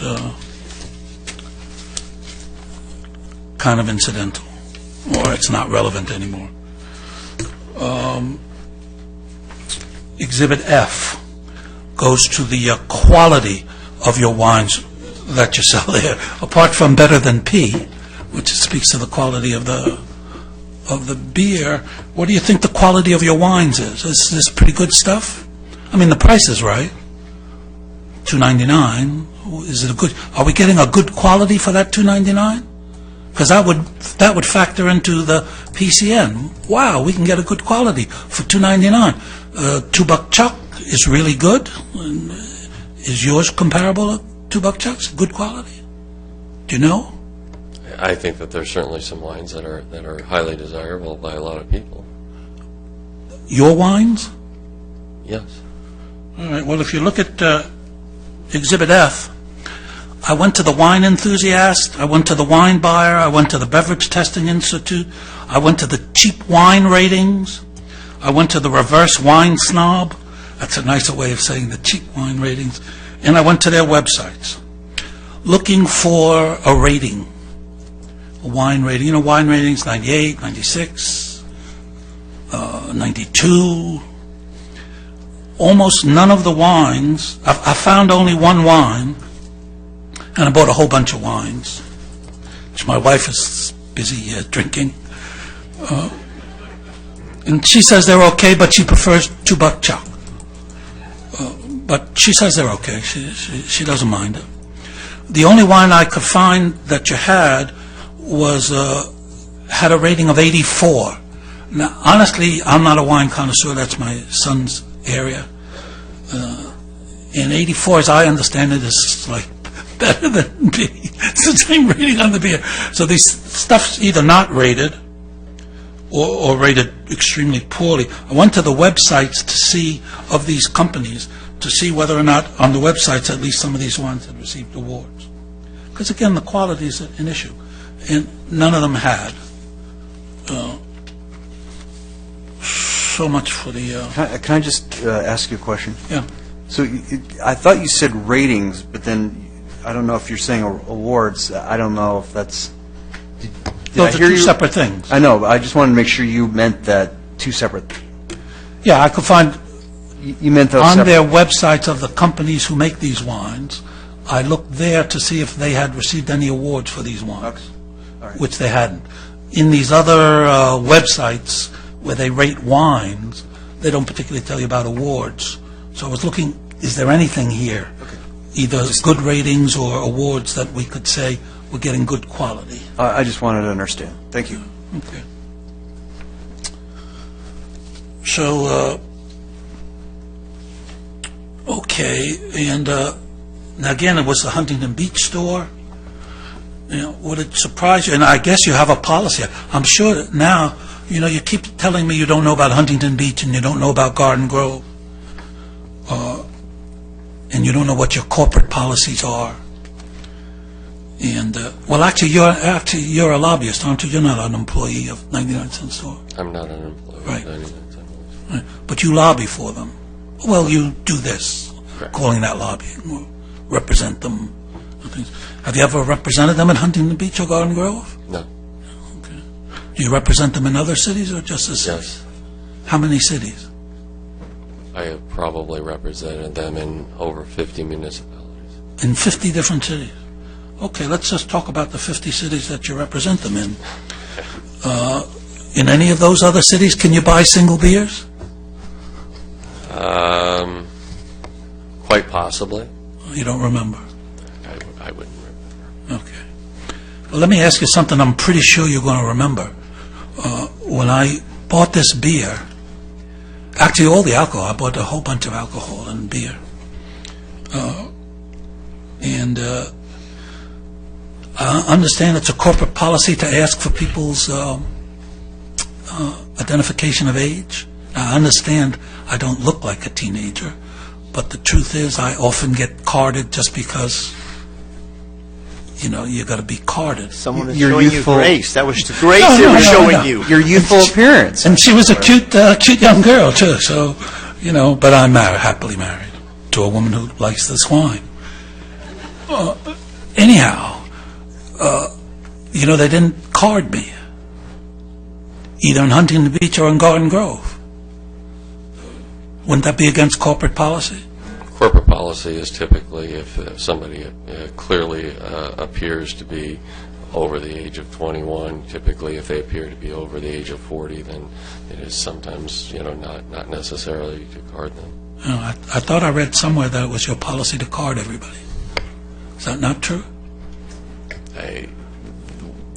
Carding is always encouraged, Dr. Gardner, though I could certainly see anybody who might see you come through the checkout stand might not ask for your identification and So it says here, point-of-sale system automatically prompts cashiers to input date of birth of person attempting to make alcohol purchase. This particular store will have a point-of-sale system that does require... Oh, this one does, but Huntington Beach and Garden Grove don't. Possibly not. Okay. I think... Okay, that's all the questions I had for the applicant. Thank you. And I'm sorry it took 2 years for you to come back. That was really... I just have a few quick questions, and probably staff or maybe the city attorney. If there's not a CUP approval process, then it's just state law? Does state law have any? I'm guessing state law doesn't have any requirements on single use. Is that Do you see where I'm going? Because we have a CUP in place, and it prohibits single use. Other cities like Huntington Beach that may not have a CUP, is there anything else that would restrict them from single use? Mr. Mayor, council members, I'm not aware of any state law that would restrict them. The only thing, as you stated, that a city would have to regulate that would be a CUP process. Many cities do not require a CUP. Of course, we didn't for the first 20-plus years of our existence. So it's not that common to require a CUP. And again, to reiterate, the CUP is where those types of requirements would be imposed. So anyone right now existing in the city of Lake Forest, because we don't have any applicants, we don't have any approved applications with CUPs. This is the first one. They can all single-use, refrigerated. Unless there's a state law. Now, you're asking somebody who doesn't drink, so I've never purchased a beer. But unless there's a state law that prohibits purchase of single use, and I don't believe that there is, then yes, existing retail outlets that sell alcohol could sell single use They can sell the small ones. They can sell single-use refrigerated. I'm just curious because I also visited the Huntington Beach store, a Huntington Beach store, and saw single-use too. Oh, you saw it? Yes, and so Did you go to it? I went to the one on it's close to Fountain Valley There's two close to Fountain Valley. and closer to the 405, not close I went to the to beach. the other one. I went Okay. to the one closer to the beach, so you went to a I different went to the one closest to the 405 near Fountain Valley, and then I also went to one in Costa Mesa, and So be it. I thought the Costa Mesa one does, doesn't it? I'm almost certain that. No, I don't think Costa Mesa does. Okay, maybe I'm getting confused then. Well, the one in Huntington had, like you had, it had at least probably 4 different shelves. I'm guessing 10 feet at least. And if you count the linear, the square footage, I mean, that's easily 100 square feet in just that small display. So they also had a in-aisle display with others. Yeah. If I can add to that, yeah, ABC does not have, there is not a state law regulating, prohibiting single sales unless you kind of go through the CUP process typically. Okay. And each time that I was there, I don't recall ever not being carded. So that was my 2 cents on my Take that, visits. Councilman Gardner. Quick question, you're planning the same exact location in the back of this Foothill Ranch location? Yes. Okay. I also visited that location, and I actually had a little list of items that I noticed there. Kraft cheese, that Atkins pizza that I saw at Ralph's yesterday, Coke, Pepsi, Mountain Dew products, Oreos, Kraft salad dressing, Heinz ketchup. I have to tell you that I did not really ever go into a 99-cent store before the Planning Commission, except maybe a little research. Definitely on one hand, and now there's obviously you've got a lot more things. You've kind of opened the eyes to a lot of people with your stores in town. So I appreciate the patronage. But I'm not saying I support or anything like that. These are just observations. Any other comments, questions? Yep. Steve, can you comment on how many stores 99-cent stores has? Is it a chain? Roughly 400. There's roughly 300 in the state of California, and right now there's about 100. And forgive me, I don't know my numbers right off the top of my head. Orange County? I couldn't tell you how many are in by county. And your business model, has it all evolved to where now they're all moving towards or already at grocery store status? Yes, in fact, the current CEO of 99 Cent Only Stores used to be an executive with Kroger with Kroger, which operates Ralph's and Food for Less, and they're going to continue the grocery model. A couple years ago, they went in and did some reshelving, so they've been going through and doing tenant improvements to many of their stores. These stores, I believe, are a little newer anyway, and so I don't think that they've received any tenant improvements lately because they were newer stores, and we're in the process of attempting to license every one of our stores in the entire chain to be able to sell beer and wine. Yeah, your oldest store in Lake Forest is the one on Rockfield in El Toro. Right. And I remember going through there when their food product that they carried were only canned foods along the shelves, on the shelves. Yeah, and roughly 10 years ago, they really opened up the groceries, and now they really do a big business with their produce. And if you ever see the trucks on the freeway, it's all the produce is what's on the side. At the Planning Commission, what was the vote on approval or disapprove? I think it was 5-0, right? Yeah, so it was unanimous on the use permit and a 5-0 vote on the PCN? Yes, sir. I believe so. Lieutenant Valentine, in that part of Lake Forest, your statistics say that we're below the city crime rate, correct?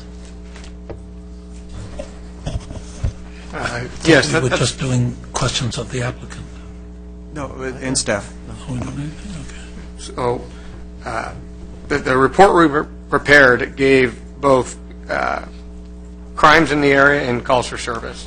So within that IRA, that crime reporting district, there were 70 crimes in general. Of those, only 1.4%, was alcohol related, an alcohol violation of law. If you compare that to the entire city, you have 1,058 crimes committed, roughly, in those districts that have the same type of licenses, right? So we're not talking the entire city in general, just those IRA districts that sell the same type of license that we're seeking here. 1,058 crimes, and 23 were alcohol violations of law of only 2.2%. So it's kind of lower than the average of all the same crime reporting districts. If you look at calls for service, we looked at the calls for service for establishments in the census tracts, the same type of license, and we only had 2 calls for service related to direct alcohol violations of law. And both of those were subjects that were already appeared to be intoxicated, so they were reports of a possible intoxicated or driving under the influence. And deputies got there, they were unable to locate them. And you know what? I'm sorry. It's past 10:30, so I'll move to continue. Second. Cast your votes. We have a little thing after 10:30. We've got to vote to continue going. Bewitching Howard. That motion carries unanimously.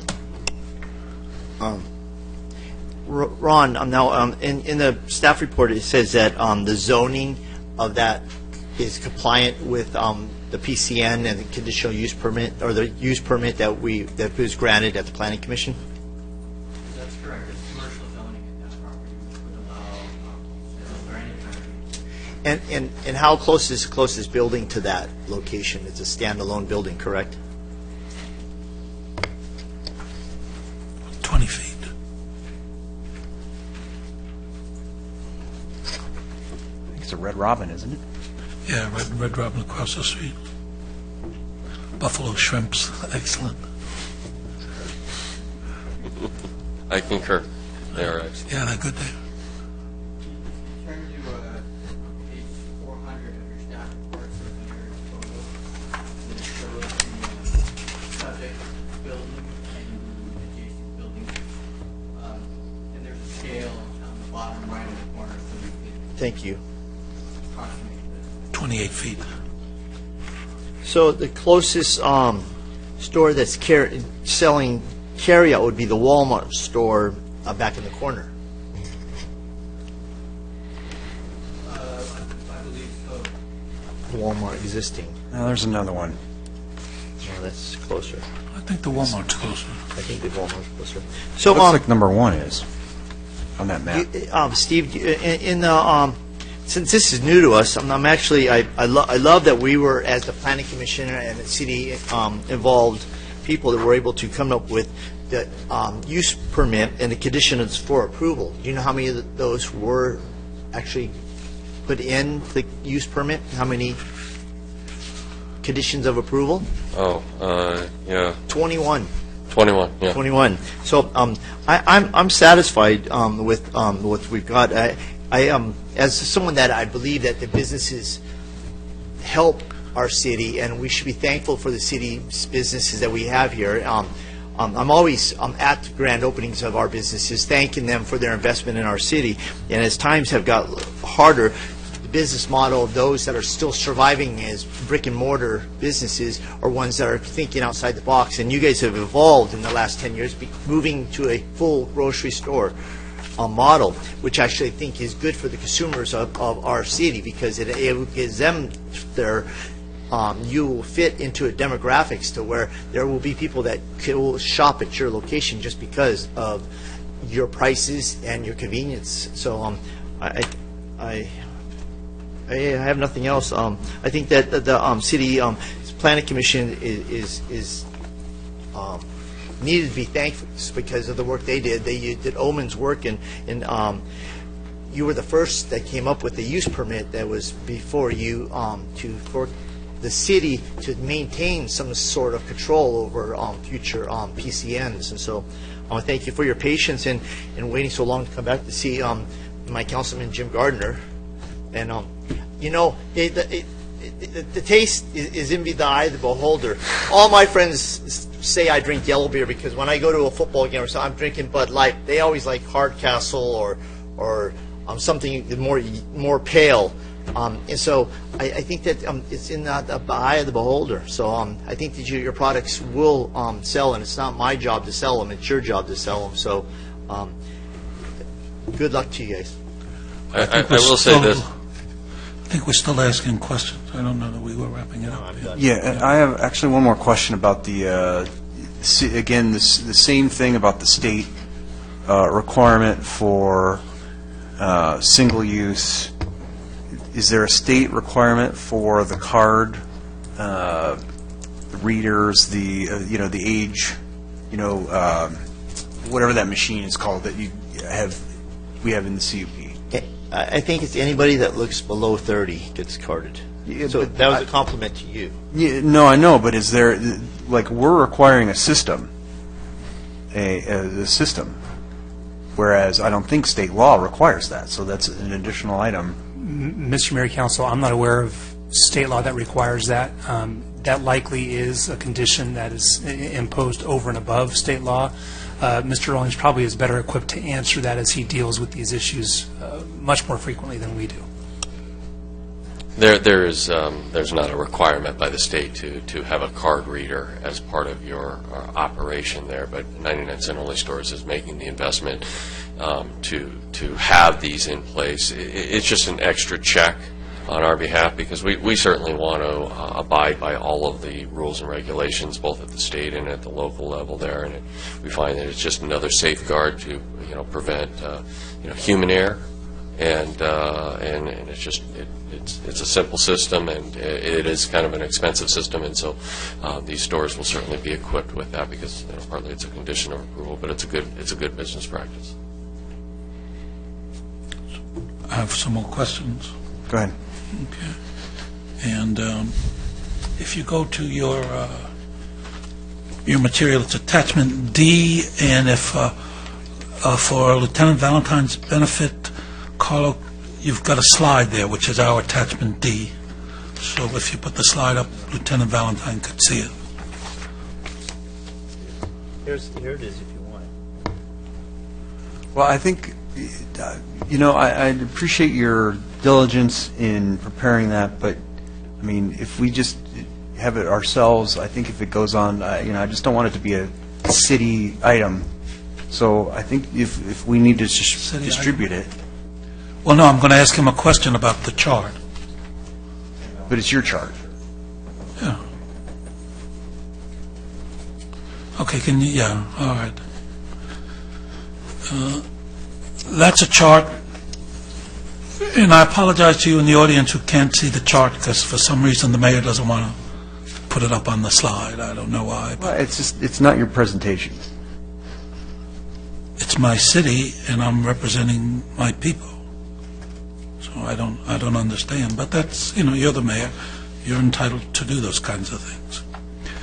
Anyhow, the chart you see before you, Lieutenant Valentine, is the relationship between the number of alcohol outlets and serious crime in 10 Orange County cities.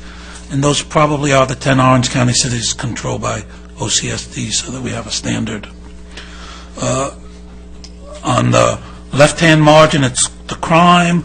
On the right-hand margin, it's the alcohol. And in the blue chart is the alcohol usage, and the red chart is the crime usage. Do you pretty much see that chart? I'm sure, in all your work in crime, you see these kinds of charts all the time. I've never seen this particular. No, not that particular. Well, you should have. I sent it to you many times. So you should have seen this chart. No, you have not sent this to me. Oh, well, yes, I have, but regardless. Okay. But you haven't. I have not received this chart from you, sir. In a report on alcohol, yes, you did. Not the chart by itself.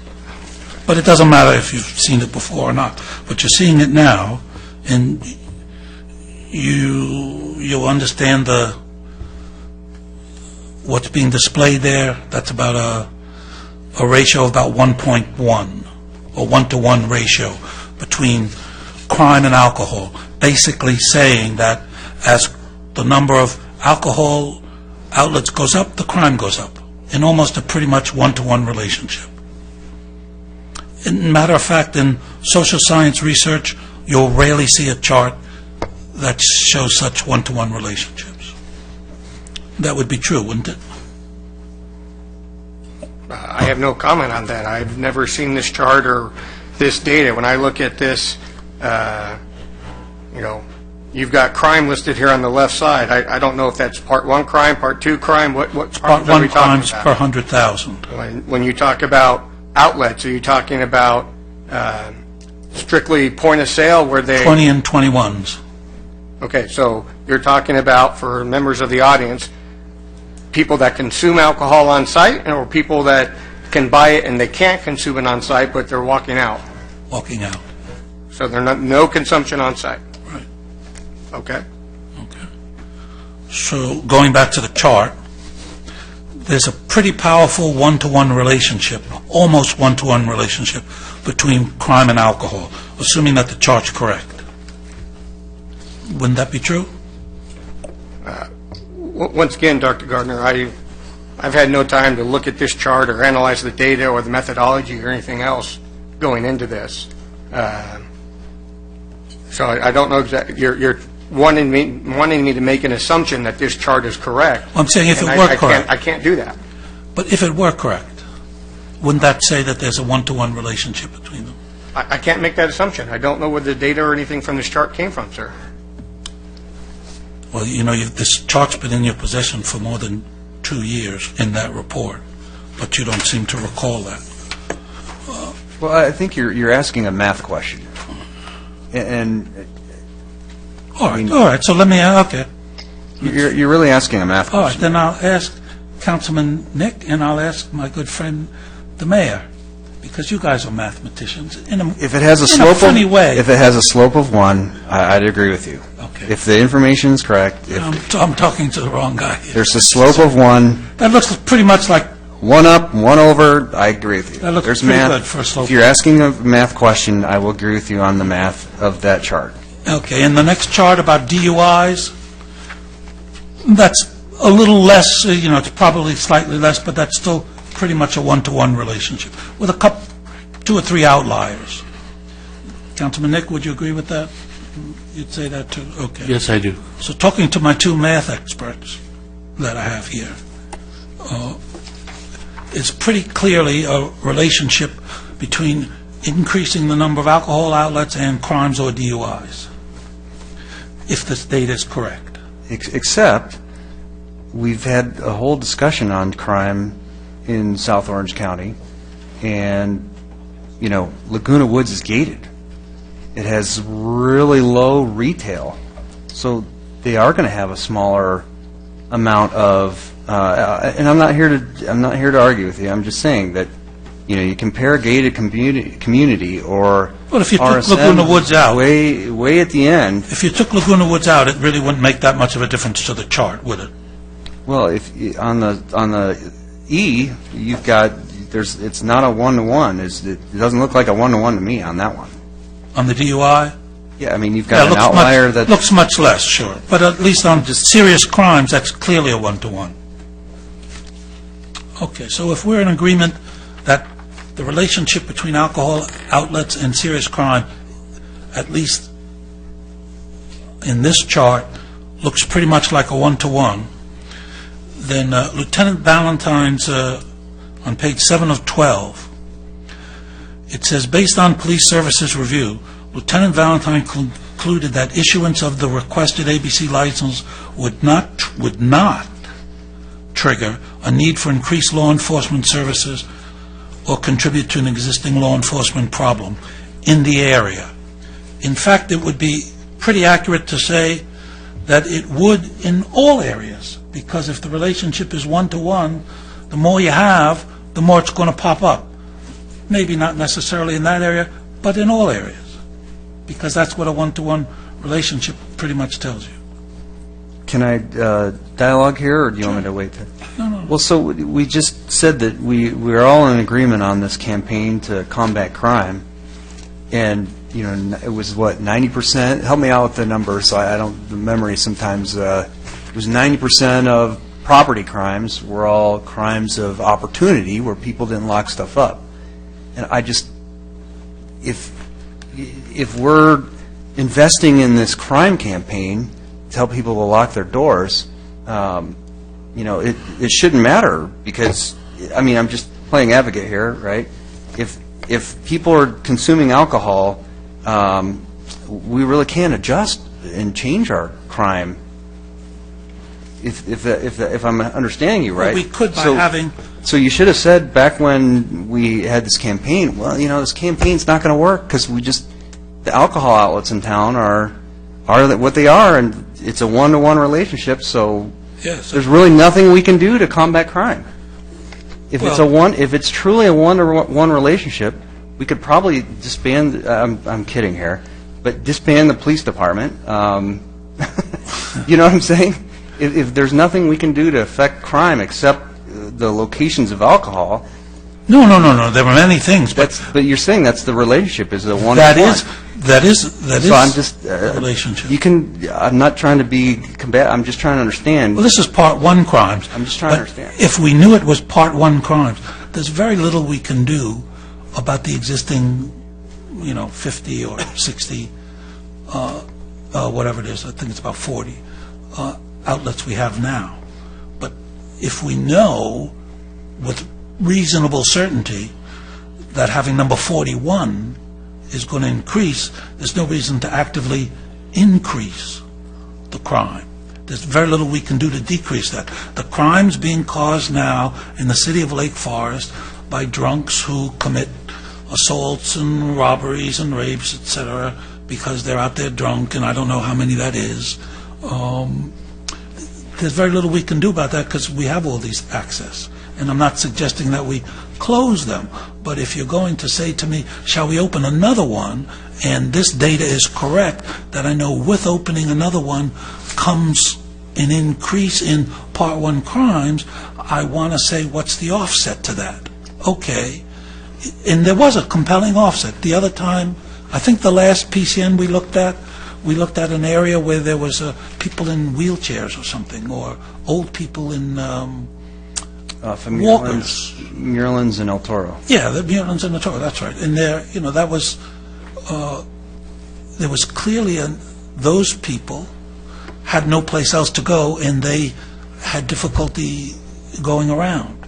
So there's an offsetting reason. Okay, so we have a population being served. We know that that's going to increase crime by a certain percentage, but here's a needed population who are not being served, for whom it's inconvenience. Let's allow them, and I voted for that.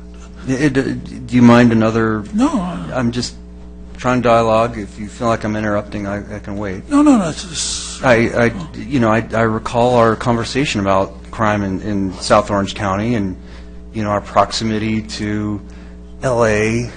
The closer you are in proximity to L.A. is, as you come to North Orange County, there's definitely a trend. North Orange County as a whole, as a region, has a lot more higher crime rate than South Orange County. Right. We looked at South Orange County and Aliso Viejo, which only is serviced by, I'm just trying to recall the conversation, right? We said Aliso Viejo is only served by the 73, so they don't have access to a freeway. Relatively new city, demographic, there's differences in demographics. You've got RSM, again, that's end of the line, right? That's the last city along the toll road. Again, no major freeway access. You've got Laguna Woods. It's gated, low. To me, it seems. And again, I'm not trying to be combative here. I'm just trying to. It seems like to me there's way more to do with crime than just sites. Of course. But you're saying it's a 1-to-1, and so if I'm understanding it right. When you saying it's a 1-to-1, it means it's 100% correlation. That's, I think, what you're inferring. And if you're saying it's 100% correlation, then it feels like, hey, it doesn't matter if you have like a freeway, like we have, the 5 freeway. It doesn't matter what demographics are. It doesn't matter if you're a gated community. It doesn't matter if you have, all the other things that we've kind of had in our conversation. Yeah, So, actually, there's a considerable amount of criminal research which will tell you that the major contributor to crime is alcohol. There are any number of studies and any number of experts in the area who make that point. I'm not particularly making that point here, but it certainly is a contributing factor to many things. Aggravated assaults, add alcohol to your upset, and you get a more serious assault. Add alcohol to any of these incendiary conditions, and what would not be a crime becomes a crime because they're impaired with judgment. I think alcohol is a major factor. Yeah, and I think it's not the only factor. There are others. It is a major factor. There's illicit drugs. There's heroin. There's I'm not in marijuana. favor of opening a heroin. I'm just saying that it just seems like to me, and maybe I'm not understanding you right, that you're pinning everything and saying there's 100% correlation with alcohol, and that's just maybe my interpretation of what you're saying. But no, I'm not saying alcohol. What was they used to say in Prohibition? The deadly. There's some funny name, I can't think of it at the moment. Evil John Barley or something like that. I'm not making that position at all, but we should be aware of that fact, and the lieutenant should be aware of this kind of data whenever we're doing these kinds of things. So, Councilman Gardner, your Exhibit E says that it's relating to alcohol, DUIs, and point of sales. I don't think that the guys that are buying warm beer at the shop of 99-cent store are going to their car and getting hammered in the parking lot. I just think that they would, as my point of contact is, they're going to go someplace where they're going to sell cold beer, or they're going to go to one of the bars in the location. Yeah, I think that's probably true. So the DUIs doesn't relate to... well, then it relates much worse, as we pointed out before. Councilman Robinson. Okay. So I have a chart that's roughly about getting close to 100 years old now. And the chart says that when you don't have retail outlets for alcohol, crime rises. It's exactly what you talked about. It's prohibition, right? So I don't draw the parallel. I don't see it the way you do. Not even close. I would say that when someone is looking for alcohol, and maybe they're not going to be responsible for it, whether they have to drive an extra half a mile or not is not going to be the determining factor on whether they make the purchase. I think that's true. So what I'm struggling with right now is it seems like we're having a philosophical argument about whether or not we should have any more alcohol outlets, period, in the city whatsoever. You mentioned if we go from 40 to 41, like maybe you don't want to get rid of the 40, but you're not sure that we should have the 40 first. And what that's starting to sound to me like, and I could be wrong, okay, so I'm just telling you what it sounds to me like, is that you're developing a preconceived notion that we shouldn't have any more alcohol sales in town, period, whatsoever. And if that's the case, then I'm starting to feel like there might be a bias when you come up here and you're trying to make a decision on whether we're going to have a PCN or not. Well, we're going to approve a PCN or not. And yet, So if you're reasoning... Hold on. okay. We just recently went through an exhaustive process. Councilmember Nick had a significant part to play in it, of developing a CUP. They've met all of the requirements of the CUP. And more. So I'm a little unclear of why we're having this discussion, unless we're having a philosophical discussion about whether we're going to allow alcohol sales, period, in town, or whether we're ever going to allow another one whatsoever. But that's not supposed to be what we're discussing tonight. We're discussing an appeal of a particular PCN and CUP that were approved on a 5-0 vote by the Planning Commission, and I've yet to hear a single argument of why we shouldn't move forward and continue with what the Planning Commission approved. It doesn't make any sense to me. I mean, we're talking about a grocery store outlet. We're talking about less than 1% of the square footage of the facility itself. It's not the only thing that they sell. We've had PCNs. I can't remember if all 5 of us have always supported them or not, but I know at least 4 of us have in the past, where it's been a much more significant percentage, and where they've been cold, and where they're being sold at particular locations where you almost assume the purchaser is going to go out and drive. And, you know, the questions about quality don't make any sense to me at all. That's a judgment call each one of us make. You said you love shopping there. There might be someone that doesn't like the quality of the lettuce that you buy from that particular store. Does that mean that the store shouldn't be able to sell the lettuce? That's completely ludicrous. Are we going to start having quality discussions about what can be sold in this town or not? Well, I don't like that particular type of a vacuum cleaner, so we shouldn't allow that to be sold. I mean, the discussion here is just getting, just completely ridiculous. And I still don't understand what we're trying to communicate here. All the information that you're sharing today, I would agree. I don't know that I've seen the exact chart, but I've seen the same information. So if you keep bringing back the same information to say why you don't think something should be happening, I'm having a problem understanding how you don't have a preconceived notion. It's not new information. You're just saying, I don't like it because this. I don't agree with the chart. It doesn't... You don't agree with the chart? No, I don't agree with the chart. I see the information that you're showing, and I agree with the mayor in that from a mathematical perspective, if you look at all of those numbers, then yes, it correlates a particular way. But that doesn't mean that you have all the factors. You're not looking at all the factors here. You want to know how to make sure that we reduce DUIs? Let's tell Lieutenant Valentine to never arrest someone for a DUI ever again. I guarantee you they'll go down to 0. Guaranteed. Stupid. Right? I know, but I know it is, but that's what I'm trying to say. You can't isolate one particular factor and say that's the reason why there's a particular increase. I never said that's the reason. But that's what this chart says. It's one particular factor. This chart is looking at one dimension. Okay. Now, as far as your comment about why are we looking at quality, I direct you to page 10 of 12 of the report. Item 2 says, the business will offer a unique product in terms of price, quality,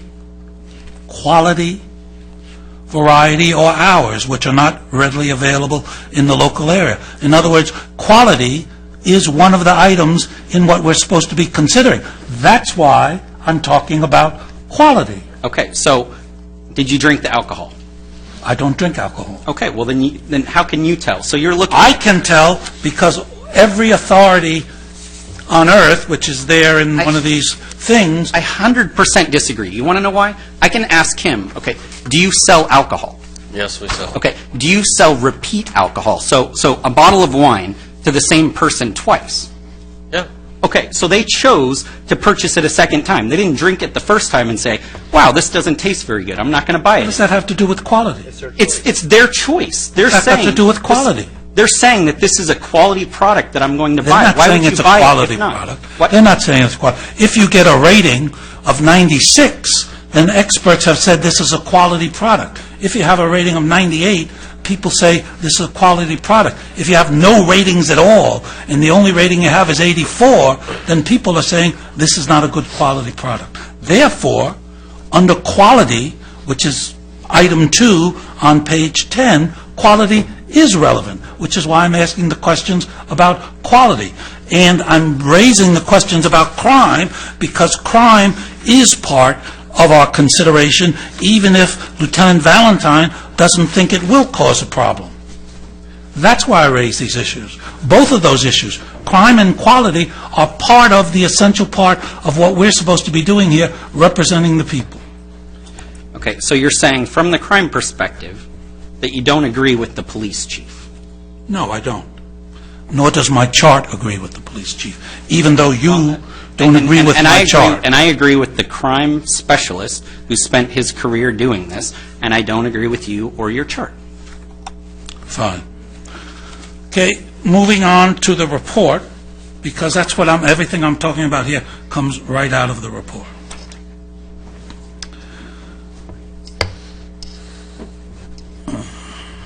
Okay, on page 11 of 12, it says, and again, these are all reasons why we should approve it.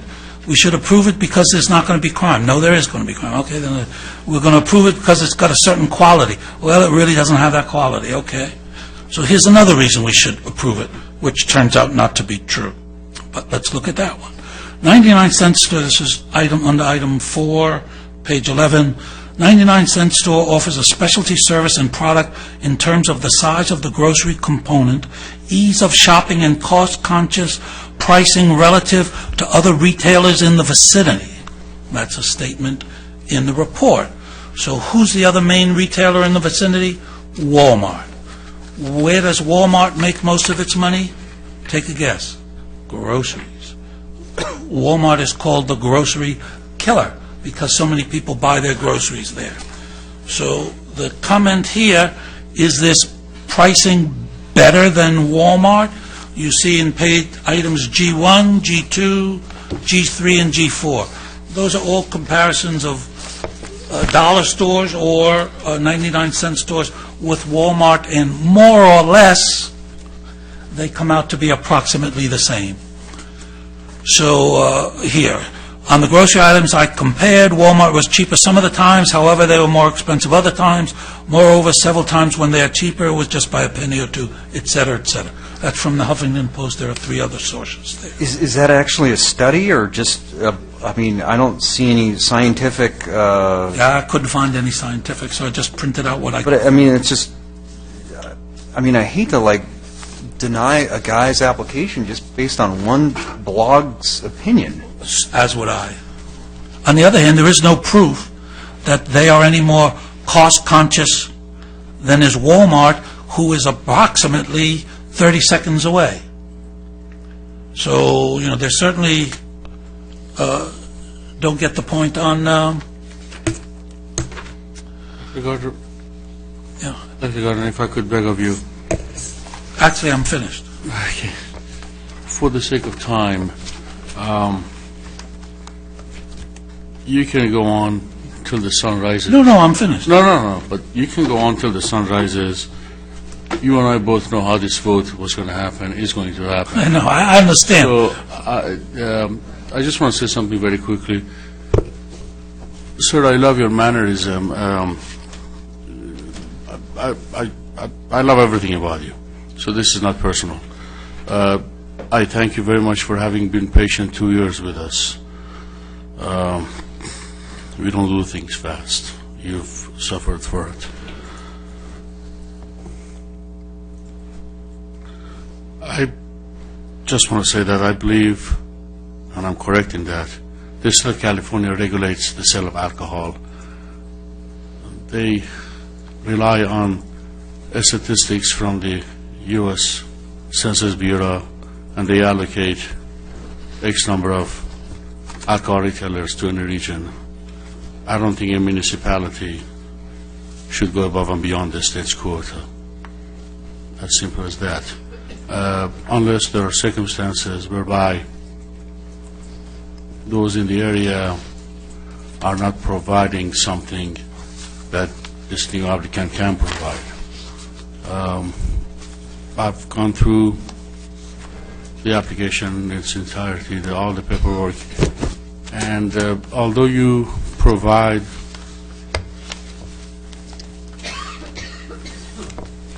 a different quality and a lesser price, which would be appreciated by many, many customers, I don't see a discernible difference. But I may not be right.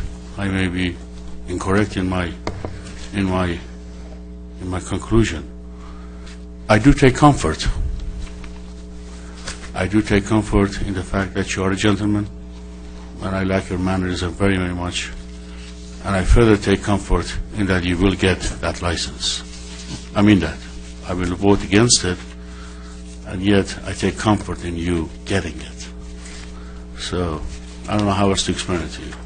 I am truly between rock and a hard place. I'm glad that I don't have anything to do with it, and yet I'm glad that you're getting it, if that makes sense. I wish you the best. Good luck to you. If I could just add one comment. It has been a 2-year process, but I do applaud your city, because as a gentleman that works up and down the state of California with this, my experience is that cities that have taken the time to implement conditional use permits have better success in terms of controlling crime. I think that we all can point to some old legacy liquor stores that have no rules. They're free to sell the airline size, alcohol, and free to stay open really late, and so on and so forth, per the ABC rules. But those communities that take an active role in working with businesses to implement reasonable controls that help protect the safety, I applaud those, because as a person, as a parent of 4 sons who served on my own planning commission, who also worked hard to adopt a policy, a conditional use permit process, just to add an extra layer of controls, and anybody who does participate in the sale of alcohol needs to take it seriously and needs to be held to task, because it is a serious commodity that is sold, and unfortunately people that have consumed alcohol have done bad things, and all of society suffers. But taking the extra measures like the City of Lake Forest does, I say it with all sincerity, I applaud you for taking the time to adopt an ordinance that allows you to put in some conditions of approval, and in the long run I think it'll pay off for your community to allow businesses to operate sensibly and add a layer of control and allow you guys some enforcement ability for those people that are not practicing good business practices. So with that, I don't know if anybody's got any more questions, but I appreciate everybody's time and consideration. I'd like to move on. Well, hold on. We've got any members of the public who wish to speak on this topic? We've had no requests. Okay, so I will then close the public hearing. And before you make the motion, I thought I'd reach out to Councilman Gardner. I mean, you said that you agreed with the Mayor Pro Tem when he said something to the effect of, hey, I can read some of the conditions, right? Number one is they're not refrigerated. It can't be sold individually. You can't have the less than 2 ounces. And I mean, if I remember correctly, you said that, someone who's in the fix is not going to go to the store. They're going to go to one of the existing ones we have that's cold, that can sell single, that can sell like these little mini bar ones that might not have, that's not required to have the card reader. So I mean, that's why I think we went through this CUE process, is to protect Lake Forest and to do the people's work. And so I'm proud of what the CUP did. And in fact, I think this process is really good, and it does protect the people of Lake Forest. And if we could get somehow everyone who's got an existing license in Lake Forest into the CUP, I mean, that's what we need to do. So, they've got the floor spacing limitations. If they change the location, can't put it outside. I've seen it outside in Lake Forest. Hours of operation, security problems. They have to have their digital cameras going. If we find someone in the parking lot, we can do something. These are all things that we can't do right now. We can't touch a store now in Lake Forest if these issues, we can't require the level of training. Andrew, you could not, can I say something? You could not have seen it outside. ABC doesn't allow that, so nobody puts it outside. You're mistaken. You could not have seen it outside. ABC does not allow that. They suspend your license, and they revoke it the second time around. So trust me. I don't know. I mean, where I've seen it. everything you just said, I listened, but you could not see it outside. In fact, you could not see it 4 feet from the cash register, not in California. ABC doesn't allow that. It has nothing to do with the city. There's nothing the city can do about it. That's the ABC Act. I feel like I've seen it, but even the signs, we had that thing, I can't find that, it's just something I recall. You can't see the signs. If you can see them from outside, that's another thing that we've got in the CUP. So, I don't know.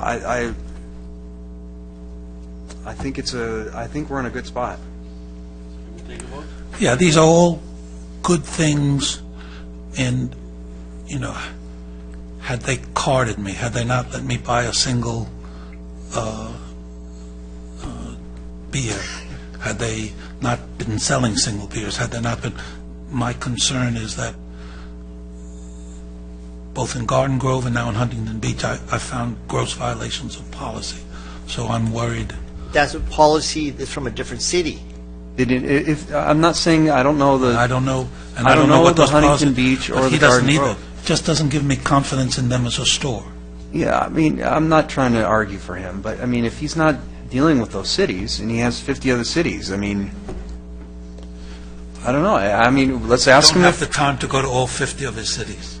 But if there's different, what I'm saying is if there's different regulations in a city and they have a CUP, I mean, I think we really should know that. If Garden Grove or Huntington Beach had CUPs, then I would agree with you. But if they don't have CUPs for it, then they're under the state. Well, even if they did, his argument is that it's up to the city to enforce it, and if we enforce it properly, we won't have these problems. But on the same token, I didn't see any mini bars in Huntington Beach, the mini bar size. I didn't see any refrigeration of any whatsoever.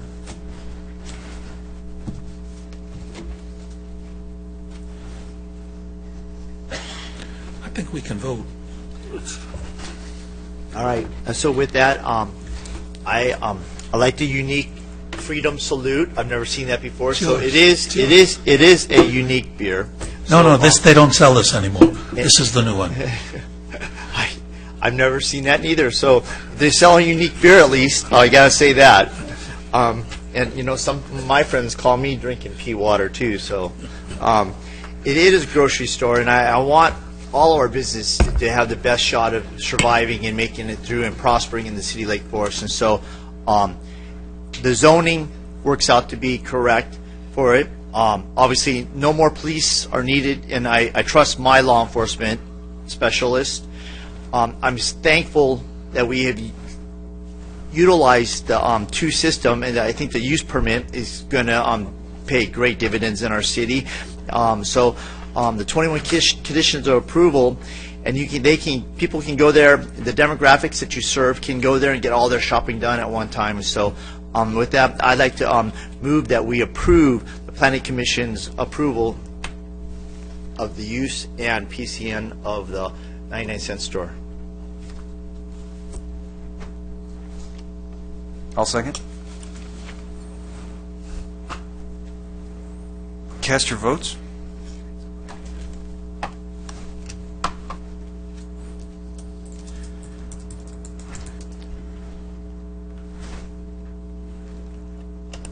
That motion carries with Councilmember Gardner and Councilmember Nick opposed. And Mr. Mayor, Council, if I can just chime in one quick procedural note. This item actually calls for a finalized resolution to come back to the council at a subsequent meeting, so that resolution will be drafted and come back on consent at the next council meeting. All right. It might be time. Do I have any members that want to push things off to next time? Do you want to continue? I don't know if anything is super urgent here. We can move to, I move for us to move to council comments, please. Okay. Mayor and Council, we do have one request to speak on agenda item 15. Then in that case, I withdraw my motion. But we could at least have him speak and then continue it. Does that sound acceptable, Councilmember Nick? But let him speak first. Let's see what he says, and then. Okay. Thank you. Agenda item 15, closed session minutes submitted by City Clerk, and the speaker is Randy Johnson.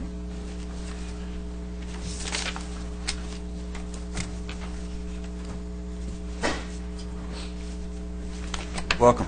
You know, I almost fell asleep back there, folks. I was struggling whether I should stay or whether I should go. And let me say this. Let me say this, okay? I've never been so disgusted with what I saw tonight with regard to your recent vote, okay? You know, my dad always told me, he said, son, he goes, don't listen to what they say, watch what they do. And beware of politicians with political slogans, okay? Sometimes I take my eye off the ball and I forget those words like I did tonight, and I feel like I've really been betrayed. Let me say that. I've really been betrayed on your vote. So let me talk about this item with regard to the closed session minutes. When I first heard this, it was just unbelievable. I said, how could there not be minutes during closed session with a council? Okay, who are deciding the people's business with regard to how to spend our money, okay, what to do on contracts, all this other stuff. What would happen if 2-3 weeks down the road there is a dispute over what took place behind closed doors? You don't have any official record to go back and look at, for God's sakes. This is pure incompetence. How could this possibly take place in the city of Lake Forest that's been incorporated since 1991. How is it possible not to have minutes? That's the official record of the meeting. This is not like FOAB. This is not a FOAB thing, okay? This is a council who's deciding how to spend our money. And what happens in a lawsuit? Let's say you clear the lawsuit up, okay, and everything's gone. Later on, I want to come back and find out what my council members did behind closed doors, so I request a copy of the minutes. Well, I'm sorry, we don't have any. What? You're telling me that I can't see what my council people did behind closed doors on this lawsuit that has been adjudicated, it's over with, and I want to see what was said behind closed? No, you can't, because we don't have any minutes. This reminds me of when I lived behind the Iron Curtain. And I'm not kidding you. This is like the Politburo. And it's like a bunch of friends here who are protecting one another. And it's disgusting. You're protecting one another. You don't represent us. My dad was right when he told me, don't listen to what they say, watch what they do. And boy, I got an eyeful tonight. Thank you for your comments. So, quick question to the city attorney, and then maybe we can continue this item. If there were even minutes, would that be a public record that the speaker could request? No, they would not, Mr. Mayor. Okay. Do you want to continue this to the next? I'd like to ask, I've never heard of closed session minutes. Is that something that is not public information after the fact, after the closed session's over? Mr. Mayor, council members, if minutes are kept, they are not a public record. They're not available to the public for review. It's a practice permitted by the Brown Act. It's fairly rare. There are very few cities that actually do this, but it happens from time to time, from city to city. But those documents are not a public record. So no one from the community could come to here and ask for a public No. records request? No, they're confidential. Wow. Do you want to continue the item, or? Yeah, it's late. Okay, so we'll continue it. Any objection going to the, do you want to continue that item too? I think we have some stuff. Mr. Members of the Council, there's no need to continue 17. It's just an informational piece. We'll be coming back to you anyway at the close of the session. I just receive and file item number 17. Okay. So we don't even continue that? Okay. All right, city manager's report. Unless anyone wanted to do, is that, it's fine with everybody? All right. I have nothing further, Mr. Mayor. Which leads us to Councilmember Gardner. Okay, Terry Anderson, Dave Carter. Dave Carter wants us to discuss what we can do to help them with dirt. We got plenty of dirt. So I'd like to agendize if someone will second the motion. I second that. Okay, thank you very much. Rita and Bob, they're probably not. Before you, I didn't hear a really, if you could maybe state your motion a little better, I'm just. Yeah, the council. I'm trying to help here. No, you're right, because it'll come up as dirt, and yeah, it won't be right. Your motion was dirt. Yeah, well, it was dirt, and then it'll come back to bite us. Yeah, so that the council to consider allowing the Boys and Girls Club of Lake Forest to access to land owned or otherwise controlled by the council. I second that. And there I'm thinking of, that little place on El Toro Road, that little thingamajig there. There's a name for it. What's the name of that little piece? The railroad thing. No, not the railroad thing, before the railroad thing, next to the electrical thing. It's a lovely little piece. Mamie Thomas parcel. Yeah. Oh, the Mamie Thomas, right. Or Whispering Hills or something, but anyway, it's the dirt. Okay. Number two, I'm worried about the vector control, so I'd like to agendize discussion of the appointment for vector control. I second that. And number three, the Tour del Toro, that was Terry Anderson. He asked us to agendize that topic, although I think he needs to give us a presentation for that. In other words, what are we going to agendize? We have nothing to say about it. So he wanted us to agendize it, but I'm not sure without, what could we agendize? He needs to give us a presentation, unless you can think of what could we agendize? I mean, he wants support. He says something went wrong, so could we fix it? But we don't know what went wrong. He knows what went wrong. So I don't see any point in agendizing that if we don't have his data. Unless anybody can help me out here. Well, I'm just thinking maybe staff can reach out to him and try and get his request in writing and put it in. Oh, okay, that's a good idea. Communication to the council. All right, then the motion will be staff to reach out to him and see if there's any information he can give to the council. If not, don't follow through. I second that. Okay, great, thank you. That's it, and thank you. God bless those of you who are still here this late. I'll try to be brief, given how late it is. I would like to agendize an item whereby we can examine Mr. Robinson's claim as to the fact that he worked with Board of Supervisors and eliminated Melrose in Portola Hills, and he intends to do that for T Ranch. I believe that is pure something. I would like to agendize an item to examine this and for possible censure of him.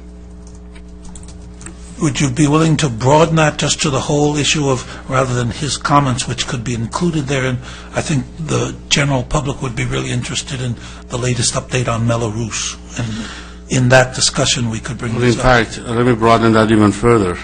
We will examine his ballot statement for truthfulness, and we will examine in that process what Mello-Roos is and how it's been happening here in California, whether it can even be eliminated in the first place, and what on earth happened in Portola Hills. I have all the facts, and we'll discuss all that.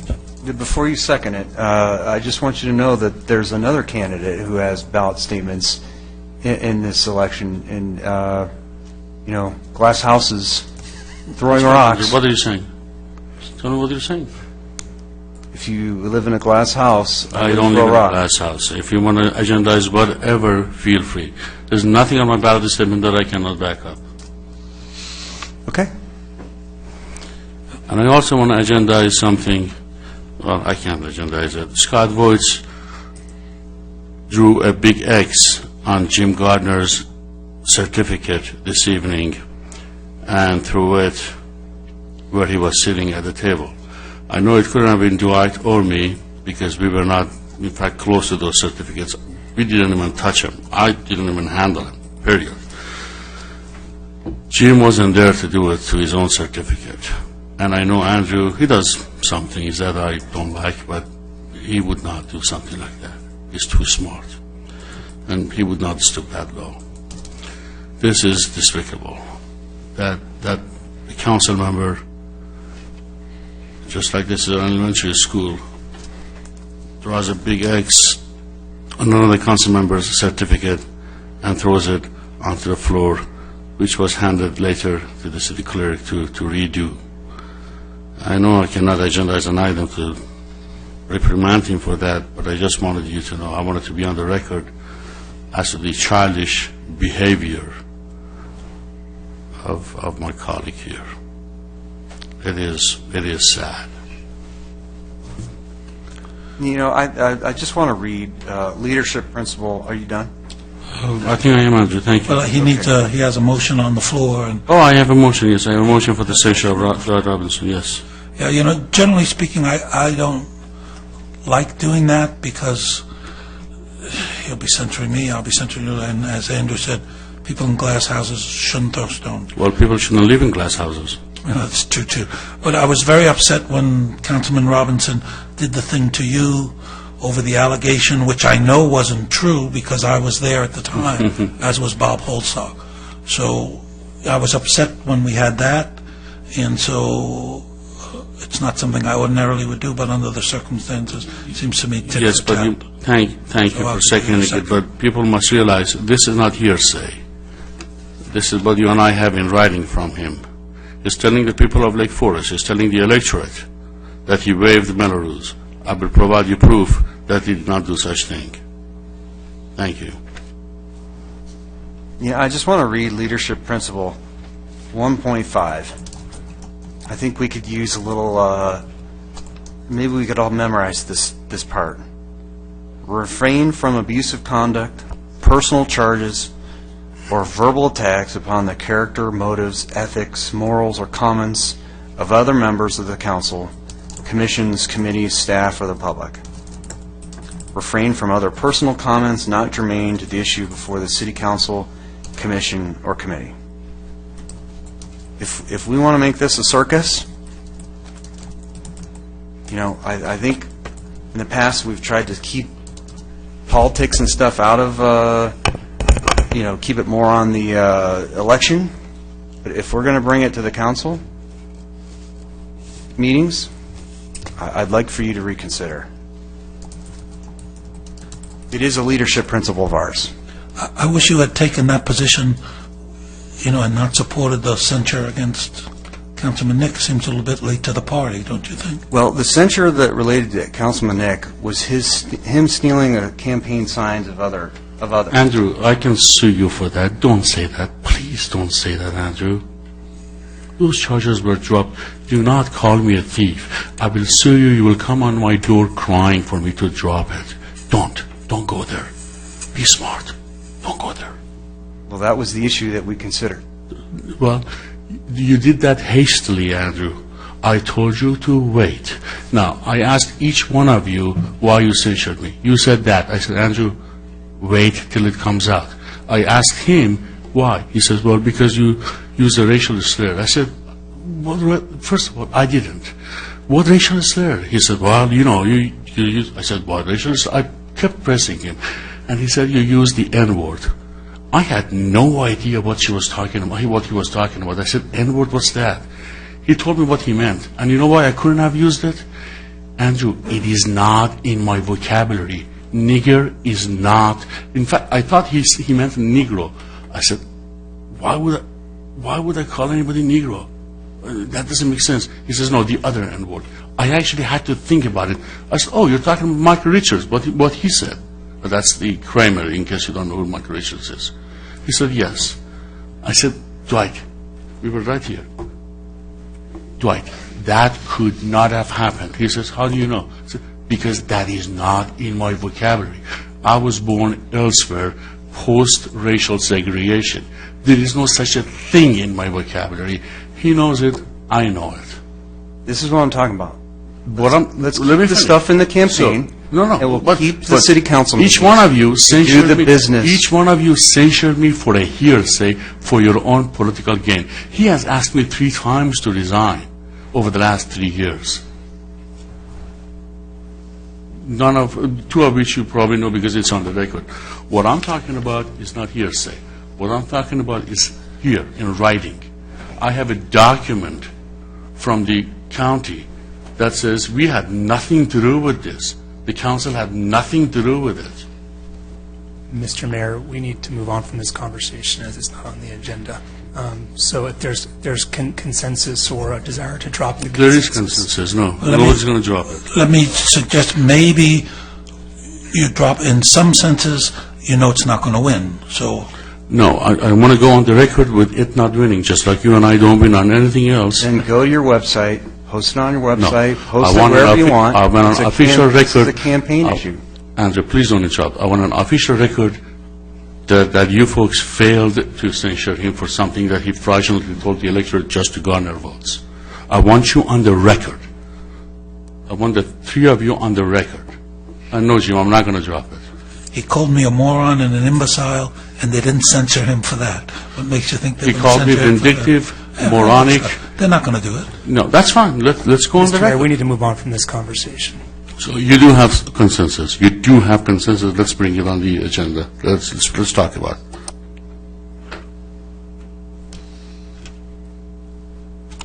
Did you say yes To what? to his item on that? Yeah, I had seconded. I tried to talk him out of it, but he wanted to go ahead, so I'll Okay. leave my second. So we're on to Councilmember Robinson.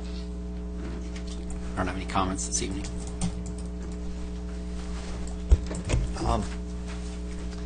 Yeah, I was been a Verizon user for a long time, but I've got only 2 spots on my whole property where I can get Verizon reception, and it happens throughout the city of Lake Forest, whether it be AT&T. There's dead zones.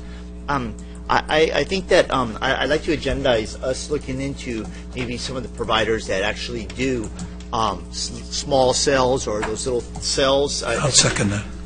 I think it's something that it's ridiculous. I've got to go out in the one spot in my driveway to use my cell phone, and everybody's with John Council. I said, well, the whole city has a problem with this. So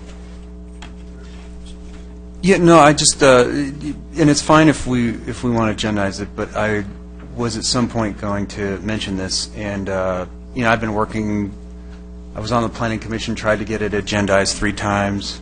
we got agenda. Yeah, we got it agendized. We can do it second, it would be a super. Yeah. Yeah.